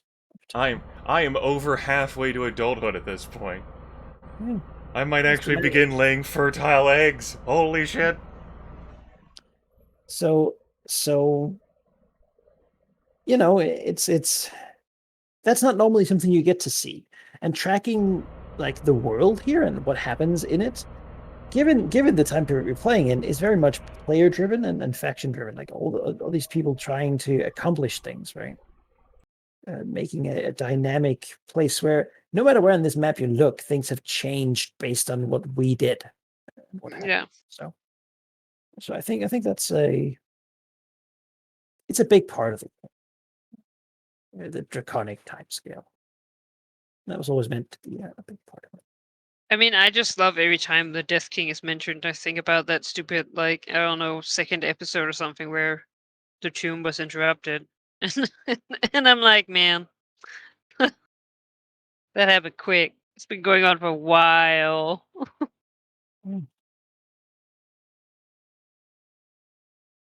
Yeah, well, undead beings also work at a different time scale Yeah. than most things. Like there could always be a more opportune moment, right? There could. That's what the Black Dragon says. Yeah. Well, I hope you had fun. I certainly did. I did. Yeah, it was great. This was, I mean, I basically Grimith sort of drove this session forward with the narrative, and it was delightful. I didn't really know what to expect with these tests, but I'm glad they succeeded. I think the world is more interesting when they're like in it. Than, Yes. Yeah, Shu than here Chang's and one there. was going to be the more direct one of the two, just due to the very combat nature. Shun wins though. What would have constituted a failure It in that combat? it Would it have it, been like death or? it would have been like in the case of like Chunwin, she would have died in there. As for like how she would have failed, I mean, there's so many ways you could upset the dragon, but like it would have been like either like a weakness or like a lack of will or an unwillingness to make use of a device such as a throne of dominion. Like if there wasn't like a commitment there or an understanding of what a predator and a green dragon, a worshipper Malar might want from you, then that just would have been no, you're too stupid. Or a what's so wrong with Faye? Could have conveyed that pretty clearly. Yeah. Had you asked like, what do you think of Faye before explaining anything? It probably would have been something like, they have useful power and are generally generous in trade, right? Yeah. They pay well, and the Well, things she they ask for gave usually them are a fair chance, you know. Yeah. I was the ancient legendary like intelligent worm instead of Yeah. like some cruel trickster. Like, you can't expect them to have all the answers. They are puny humans. Short, sad lives. That's right. Yeah. I mean, which their culture is basically about embracing and being like, yes, dragons know best. Dragons know best. It's like, true. they look at that monster intelligence score and they're like, we can't compete with that. Yeah. That's right. They're like, we made our nature checks. We know how intelligent dragons are. My dragon's like, yes, that is perfectly correct. So intelligent. Yes. See? They came from a continent whose prosperity is directly linked to the decisions of long dragons. So there certainly is a bit of a twisted look on their own culture, right? Like a romanticizing of something they actually don't have any direct connection to anymore. But I mean, yeah, the Jade Dragon faction is certainly thoroughly unaligned. Right? You have the Shadow faction being probably evil, and then you have the Banyan Knights being good. No Banyanites. Where? Yeah, Not in They had this a bad- region. they had a bad time of it. Stupid sphinxes. Go to hell. There's still some of them around, people who used to at least, but nowadays, I mean, there's no answering prayers, so pretty much you're just a follower of the Oak Father now. Yeah. Yeah. So- These humans might forget, but at least for now, they're going to have to remember that it was the Green Dragon that came to save them, and that Green Dragon's a worshipper of Malar. They're not going to forget about the Green Dragon part, at least. So it Yeah. fits perfectly with the J Dragon factions as of MO. Absolutely. And they, yeah, with how immiserated this, I reflected their new faction traits on it, and their sovereignty isn't terrible. It would have been had they just just left, basically, right? Mhm. But when you spent time there, and through that, they've been able to spin quite a bit of legitimacy. And now it'll be about reestablishing their other forces and other powers. But they don't have to. There will be no like demonstrations of fight in the streets or anything like that to trouble them. It probably helps that, that their leaders actually survived the end of the session. Oh yeah. Could have seen something else happen. You go into a city, decapitate every sort of existing hierarchy and leadership position, you're probably going to get some sort of warlord. Whoever has the strength to do Yes. No, I found them to be interesting enough, and I believe they can represent an opportunity to prove to Immiserae Leader Theater that civilization can actually be strong and not fall to corruption. I mean, if it is built on the value that dragons know best, that's a good start. It's built with strong people. It's a good start. Yeah. Dragon has given his wisdom, right? Become strong. Yeah. Make others unable to tell you what to do. Which once they were, but they sort of relied heavily on mimics and sphinxes and dire lions and whatnot. Yep. They lost their own strength. Perhaps now it's the time of man. They relied on the protection of others. To raise more glaives and train their own monks. That's right. Yeah, it's the time of man. That's the correct assessment you should take from this. I look forward to 40 sessions from now. When a few generations pass, I head back to the city and I take the fucking throne back.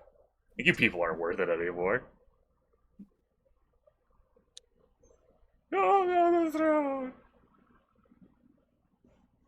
A few more decades, yeah. Yep. 100 years later. 100 years of peace later.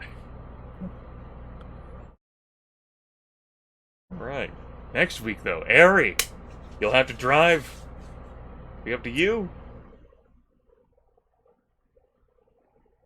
I am looking forward to these escapades you're going to have with NPCs. It's gonna be great. Yeah. They will fawn and scrape before you, except for the beholder. Yeah, that's a long-term project. Right. So we completed a goal, and I got magic items. Woo! And got some loot, yeah. Let's just calculate our XP. Figured I'd make up for the cost of the magic items that I Yeah. bought by taking those things.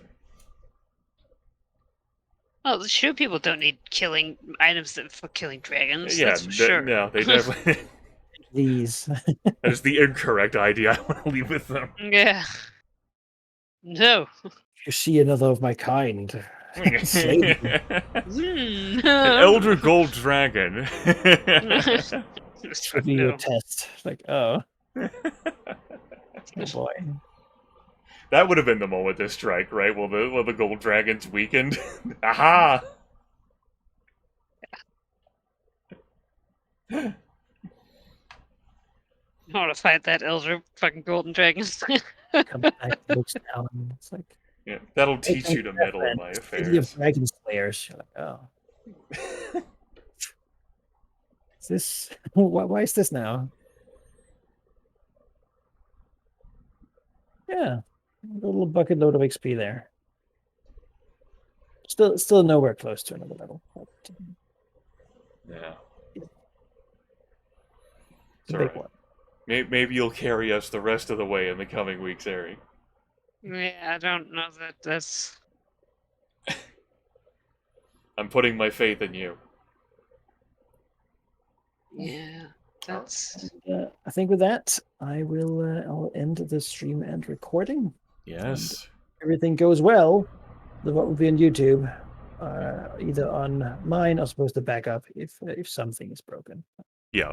Hopefully not. Yep. Can be shared with Haldemir on Haldemir and Rahal's playlist. Mhm. Bye, everyone. Bye. Bye.